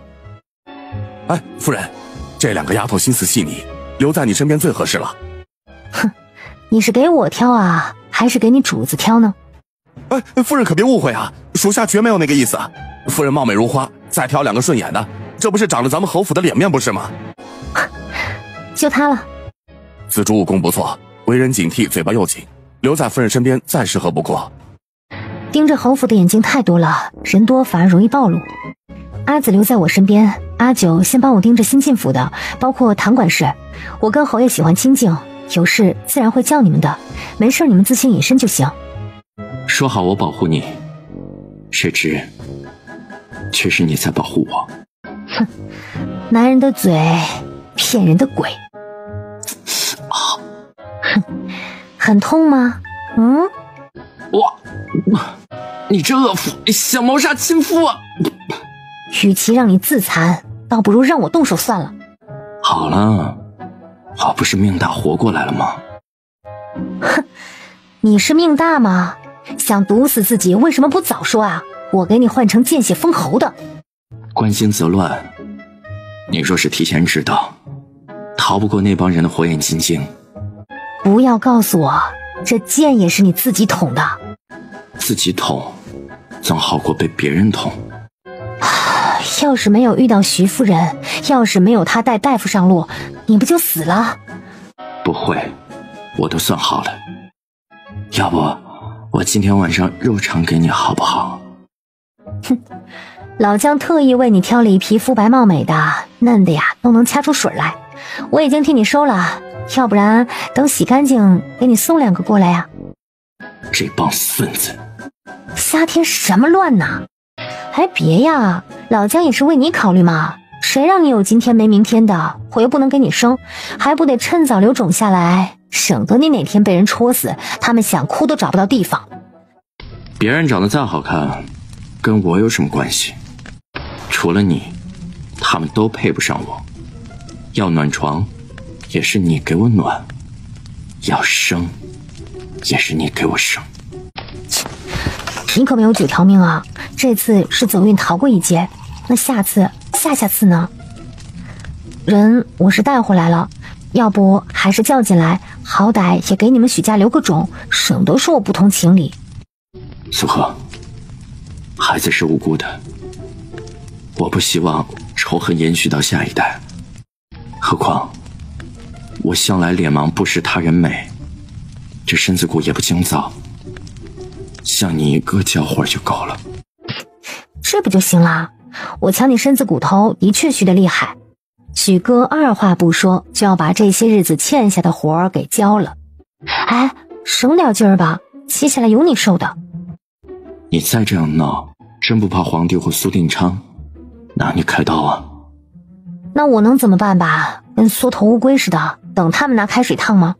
反正我的名声早就在京城臭大街了，如今被逼上梁山，干出这种丢人现眼的事儿，别人也不会觉得奇怪的。明天我进宫一趟。啊，好端端的，为什么要进宫啊？我的病势也好转，总归是要进宫谢旨的。他不会拿你怎么样吧？试探刁难少不了，我自有应对。罪臣叩见皇上。当年的事，你也被蒙蔽其中，何罪之有？罪臣失察，犯有不可推卸之责。这几年在沙县过得如何？谢皇上关心。沙县虽清苦了些，但两餐温饱还是有的。听说你在沙县闭门不出，这是何意啊？你虽被贬为平民，但仍是自由身啊。谢皇上体恤，臣并非闭门不出，而是腿疾严重，无法行走，宛如瘫痪之躯，终日无法下床。刚才正巧你可以行走了。说来也是臣幸运，前几个月碰到了个大夫，本来也没抱希望，不料还真有了起色。现在双腿勉强能行走，但不能站立太久，遇到坏天气有刀砍斧凿般疼痛，有时还不如没有知觉。自作，全御医，可有大碍？皇上，清乐侯双腿受损严重，且当年没有得到根治，落下严重后遗症，日后须得万分保养，万不可负重过久，否则易造成再次骨折，再无复原可能。另外，侯爷咳喘不止，脉象无力，应该是早期肺部受过重伤。回京之前遇刺，虽然逃过一劫，但伤了肺腑。从侯爷的情况来看，已有严重的肺挫伤，轻者呼吸不畅，似有堵塞，重者有咳血之兆。另外，侯爷还身中剧毒，此毒极易排除，需医术高明者施于针灸，耗时数月，或许可除。给秦乐侯投毒的凶手可查到？京兆尹一直在追查，估计过些日子会有消息。你回京已有段时间，可还习惯？谢皇上关心，臣过得很好。你成亲已有数年，为何一直未有子嗣啊？子嗣乃看天意，臣不敢强求。朕听说尊夫人前段时间大闹首府，这是为何？还请皇上恕罪。她年纪轻轻跟我吃苦，心中难免有落差，臣一定会严加管教，绝不让她再犯。家长里短，皇帝也不爱议论，再问了一些有的没的，看似是关心，实则是试探，也没探出什么来，便让许哥跪安了。你且实说，秦乐侯身体如何？皇上，肺乃呼吸之根本，臣发现清乐侯已有咳血之兆，即使体内的剧毒解了，也不过是等着油尽灯枯罢了。侯爷，赶紧服下。服完药，身体才逐渐恢复。啊，怎么样，身体还全乎不？许哥掀开被子，向他展示自己完美的身体。你还满意吗？还不错，起码没少块肉。他信你了吗？眼前这关是过了，但他生性多疑，以后少不了试探。跟着我吃苦，委屈你了。你又不吃饭了？今晚留下来吗？没心情，他也要找人捏脚。你又闯祸了。什么闯祸呀？捉奸而已。你该不会也想向他学习，家里红旗不倒，外头彩旗飘飘吧？我又不看脸。呸！让苏明兰嫁给你，要不要啊？不要。太丑了。说好的不看脸呢？跟脸没关系，他德行有亏，你也就跟对了男人。要是当初跟蒋胜文，他照样会在外面找。切，我乖乖的，他们就不找我麻烦了。这几天多留心些，别离开紫竹的视线。你娘跟沈家，我会另外派人保护。啊，你是说苏定昌想置我于死地？那你以为以前真为了嫁给秀才才拿菜刀砍我？亲爱的，难道我拿刀砍你不是本意吗？你当时还不满14，虽然性子骄纵跋扈，却没有恶意指使，也不至于处处虐待我，并在2年后置我于死地。我就说嘛，像我这种人美心善的，怎么舍得对你做如此残忍的事嘛？是皇帝授意的，还是苏定昌指使的？不管怎么说，苏定昌已经起了杀念，他不可能坐以待毙。侯爷，宫里来圣旨了。所谓何事？这侯爷还是出来看看吧。夫人，今天怎么这么早回来啊？怎么，府里有事？没啊。侯爷病了？没有，侯爷好得很。他在哪儿？侯爷进宫谢旨去了。说。府邸人少，皇上关心下人照顾不妥当，特意赐了批人过来，5男8女。皇上说侯爷成亲多年，尚无子嗣，如今身子骨又不好，要早点为血脉打算。8个？姿色如何呀？身娇体软，国色天香。安排了吗？暂时安排在西院，等侯爷回来处理。嗨，我都没发脾气，你这得了8个美人的，哭丧着脸做甚啊？身子骨弱，无福消受。今晚我留下来。哼，留我这干什么呀？传宗接代。瞧你走路带喘，传宗接代这种艰巨的任务，还是算了吧。你又不是第一次了，待会儿有你哭着求我的时候。别呀，8个美人都洗干净躺好了，就等你过去耕耘了。今晚，就辛苦你了啊。哎呀，要不给你煮10全大补汤，或整老鳖汤。不用费那事儿，你不是炒了盘韭菜吗？啊，多吃点啊，不够我再做。哭什么呢？我都不带瞧他们一眼，好不容易攒的公粮，全交给你了。不要脸！媳妇儿面前要什么脸？谁让老子稀罕你？快点，亲我一下。8个活色生香的美人儿，你打算收几个呀？先晾着看看，等我病养好了再说。我许家家训，男人不纳妾，女子不做妾。但眼下情况特殊，由不得我不收。你不必担忧，我有自己的底线。哼，我读书少，听不懂你的话。身体跟心都是你的，别人抢不走，孩子也只能你来生。万一违背了呢？那就把我剁了。剁哪儿啊？你想剁哪儿就剁哪儿。媳妇贵儿，记住你今天的话啊，否则我饶不了你。今晚可以留下来了吗？韭菜吃多了，身体遭罪。那不行，像我这种性情中人，得知皇帝赐了8个美女给你，哪有不生气的呀？没个几天，脾气缓不过来的。夫人呐，您可回来了？宫里又送美人来了？没呢，老奴是想问问，西院那些姑娘身娇肉贵，从宫里出来的急，也没带多少行头，要不要从公账上拨些银两，给他们置办几身衣裳啊？他们是皇上赐给侯爷的，你问侯爷就行。这不，侯爷的钱已经全部替夫人付了今天的账，老奴还补了50两呢。府中的公账向来是由夫人你出的，侯爷他没钱啊。我的钱也不是大风刮来的，起早贪黑赚得仨瓜俩枣的，养侯爷就算了，毕竟是夫妻一体嘛。但他们是侯爷的女人，哪有由我来养的道理嘛？侯爷不是还有300亩良田吗？要不然变卖了安置他们。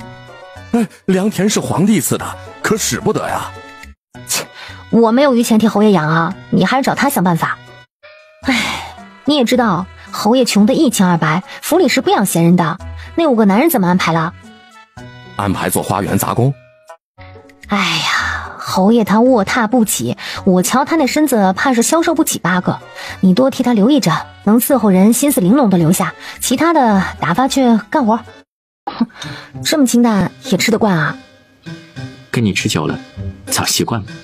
你病了有段时间了，老这么躺着也不是办法呀。这帮人的底细已经摸得8、9不离10了。这其中确实混了皇帝的眼线，接下来就是让他们如何合理的消失。素荷，你怀孕吧。好啊。很快，清乐侯夫人怀孕3月的消息不胫而走。你这孩子怎么怀孕了也不告诉娘一声啊？早期胎儿不稳，我怕有闪失才没说的。听说侯爷开了3房妾室。皇上也是关心侯爷，毕竟他身子骨不好，每次进宫太医都给他看着，却一直没有起色，所以还是得尽早开枝散叶。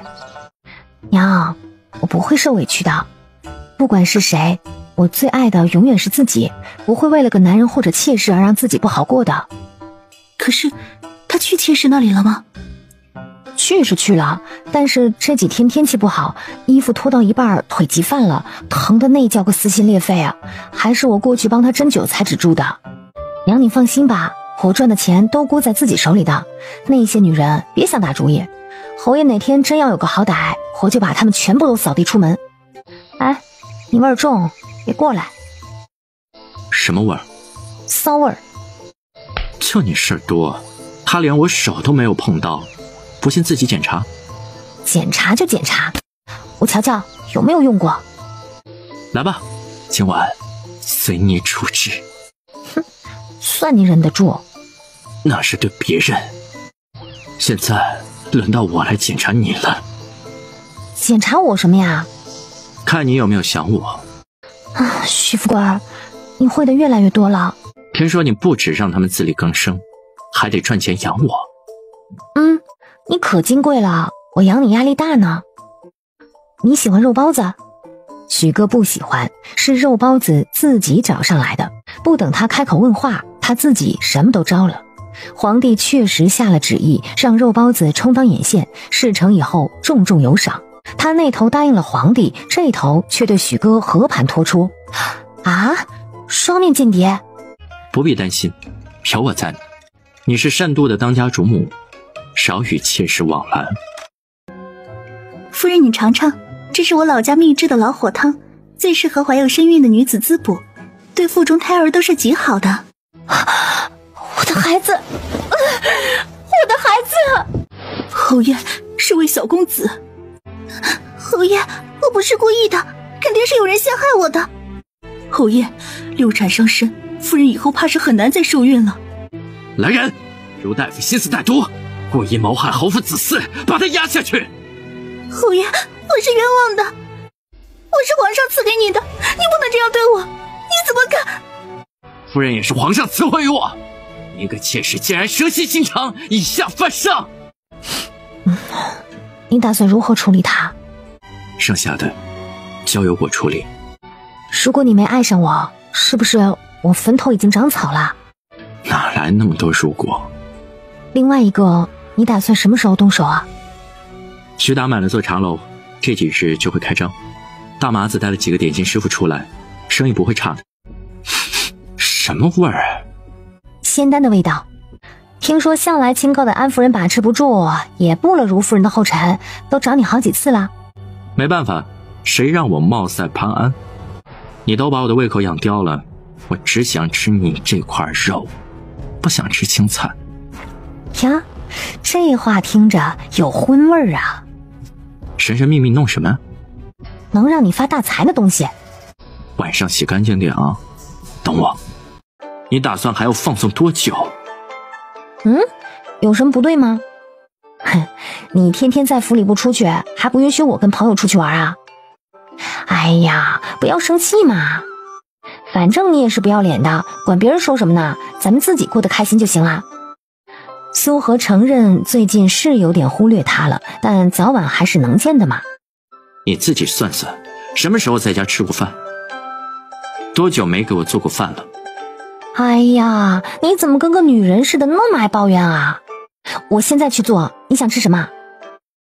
你就打算一直跟昭华厮混下去？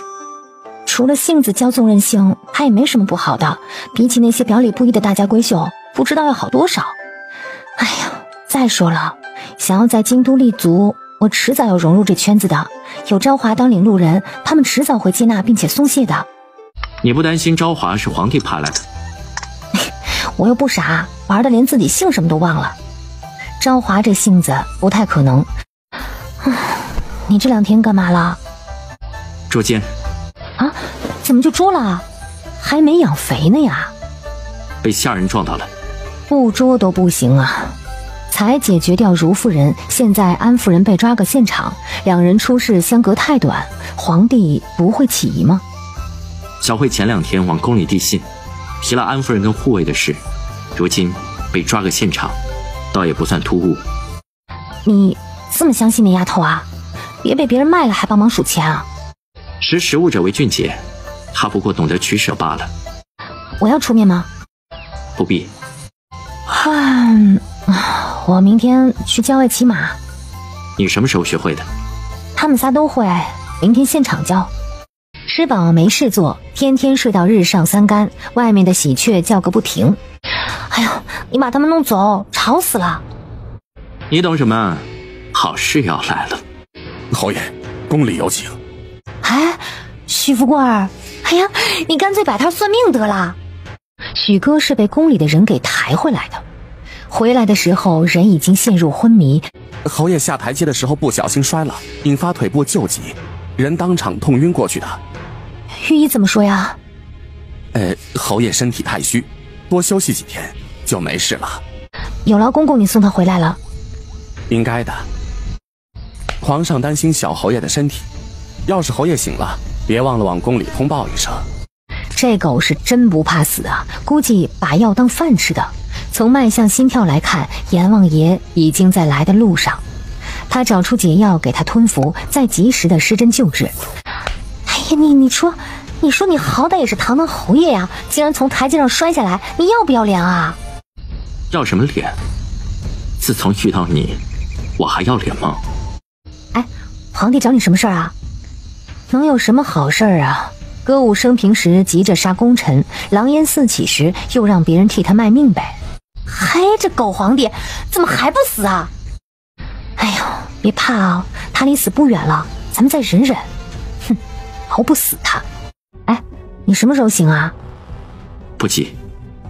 2天之后，宫里来了圣旨，赐清乐侯封地番禺郡，并兼任岭南节度使，便已启程赴任。哼，会哭的孩子有奶喝啊！你在京都都做了几年的孙子了，总算拿到封地了。你说谁孙子？嘿，说谁也不敢说你嘛。哎呀，我男人可真好看。给你挣了块封地，打算怎么伺候我？你受累了，今天不用客气，也别把我当人，做牛做马的随你使唤。我去找父皇，让他下旨准许你和离，但是父皇连我面都不见。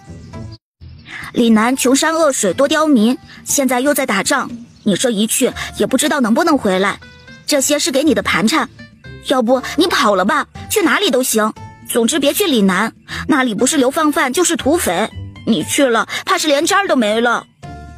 昭华，苏和已经够倒霉的了，你还吓唬他。岭南乱是乱了点儿，但是照样有百姓跟官府啊，没有你想的那么恐怖。再说他只是去封地，有那么多人保护，又不用上阵杀敌。岭南平安，100年无战乱，不过多流寇土匪，加上海盗作乱。贺家虽无战功卓著者，但根基很深，一山不容二虎。侯爷想在岭南站稳脚跟，还得跟贺家打好交道才行。依先生之见，该如何跟贺家打好交道啊？贺老将军重病，或是契机。见过上将军。老夫人不必客气。听闻老将军身体不见好，本将军特意带神医过来的。卓夫病情每况愈下，已经遍请岭南名医，奈何高施无效，估计也就是这几天的事儿。要不是记挂军中之事，他早就罢手西归了。如今上将军到任，他也就安心了。我家夫人医术尚可，这2条腿能重新行走，就是他医治的。老夫人若是不嫌弃的话，他可以给老将军试试。啊，那就有劳夫人了。苏和做了全面检查，老将军的情况如何？不容乐观。如果马上截肢的话，或许还有5成希望，但这得看老将军的意志了。不截只是早晚的事了，截的话还有一线希望。夫人，您自己考虑，不过要快，不能拖延了。这，夫人，老将军戎马一生，但凡有一线生机，都不能放弃啊！有劳侯夫人了。贺家武将出身，虽然有算计，但感觉还是摆得正的。反倒是孙红此人滑头，以后还得多注意些，别让他把咱们给卖了。他敬我1尺，我敬他1丈，反之亦然。我去幕府熟悉军务。夫人，今儿吃海墨鱼，凌晨刚从海里捞上来的。苏和刚举起筷子，胃里就一阵的翻江倒海。端下去吧，给我1碗白粥就行。夫人，你莫不是染了风寒？苏和也觉得自己中招了，他给自己把脉，随即瞳孔慢慢的放大，换了只手再次把脉，苏和才敢确定自己怀孕了。去还是留，也得问问他的意思。谁呀？想我想的睡不着。许富贵，你怎么回来了？你又野了。哎呀，滚开，臭死了。怀上了？是啊，就1次没吃药而已，早知道他播种能力这么强，真是不能抱有半点侥幸。都怪你，现在怎么办呀？能怎么办？生下来呗。今时不同往日，他自问能护自己骨肉周全。生下来怎么办呀？别家怎么养，咱们就怎么养。该吃奶吃奶，该吃饭吃饭。我这个当爹的还能委屈了儿子不成？你可脸皮真厚，怎么就知道是儿子啊？我的种，我还能不清楚？万一生个女儿，你不要啦？先生儿子，再生女儿。要是生下来被人打主意怎么办啊？你怕我保护不了他？苏和，你对我就这么没有信心吗？倒也不是，就是第1次嘛，他没有安全感，想得多。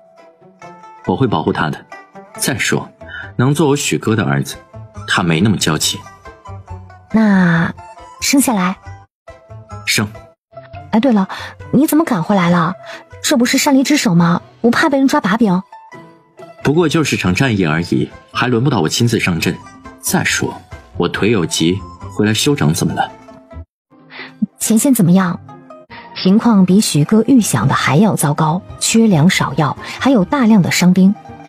有把握打赢吗？兵源问题再解决，许哥是有信心的。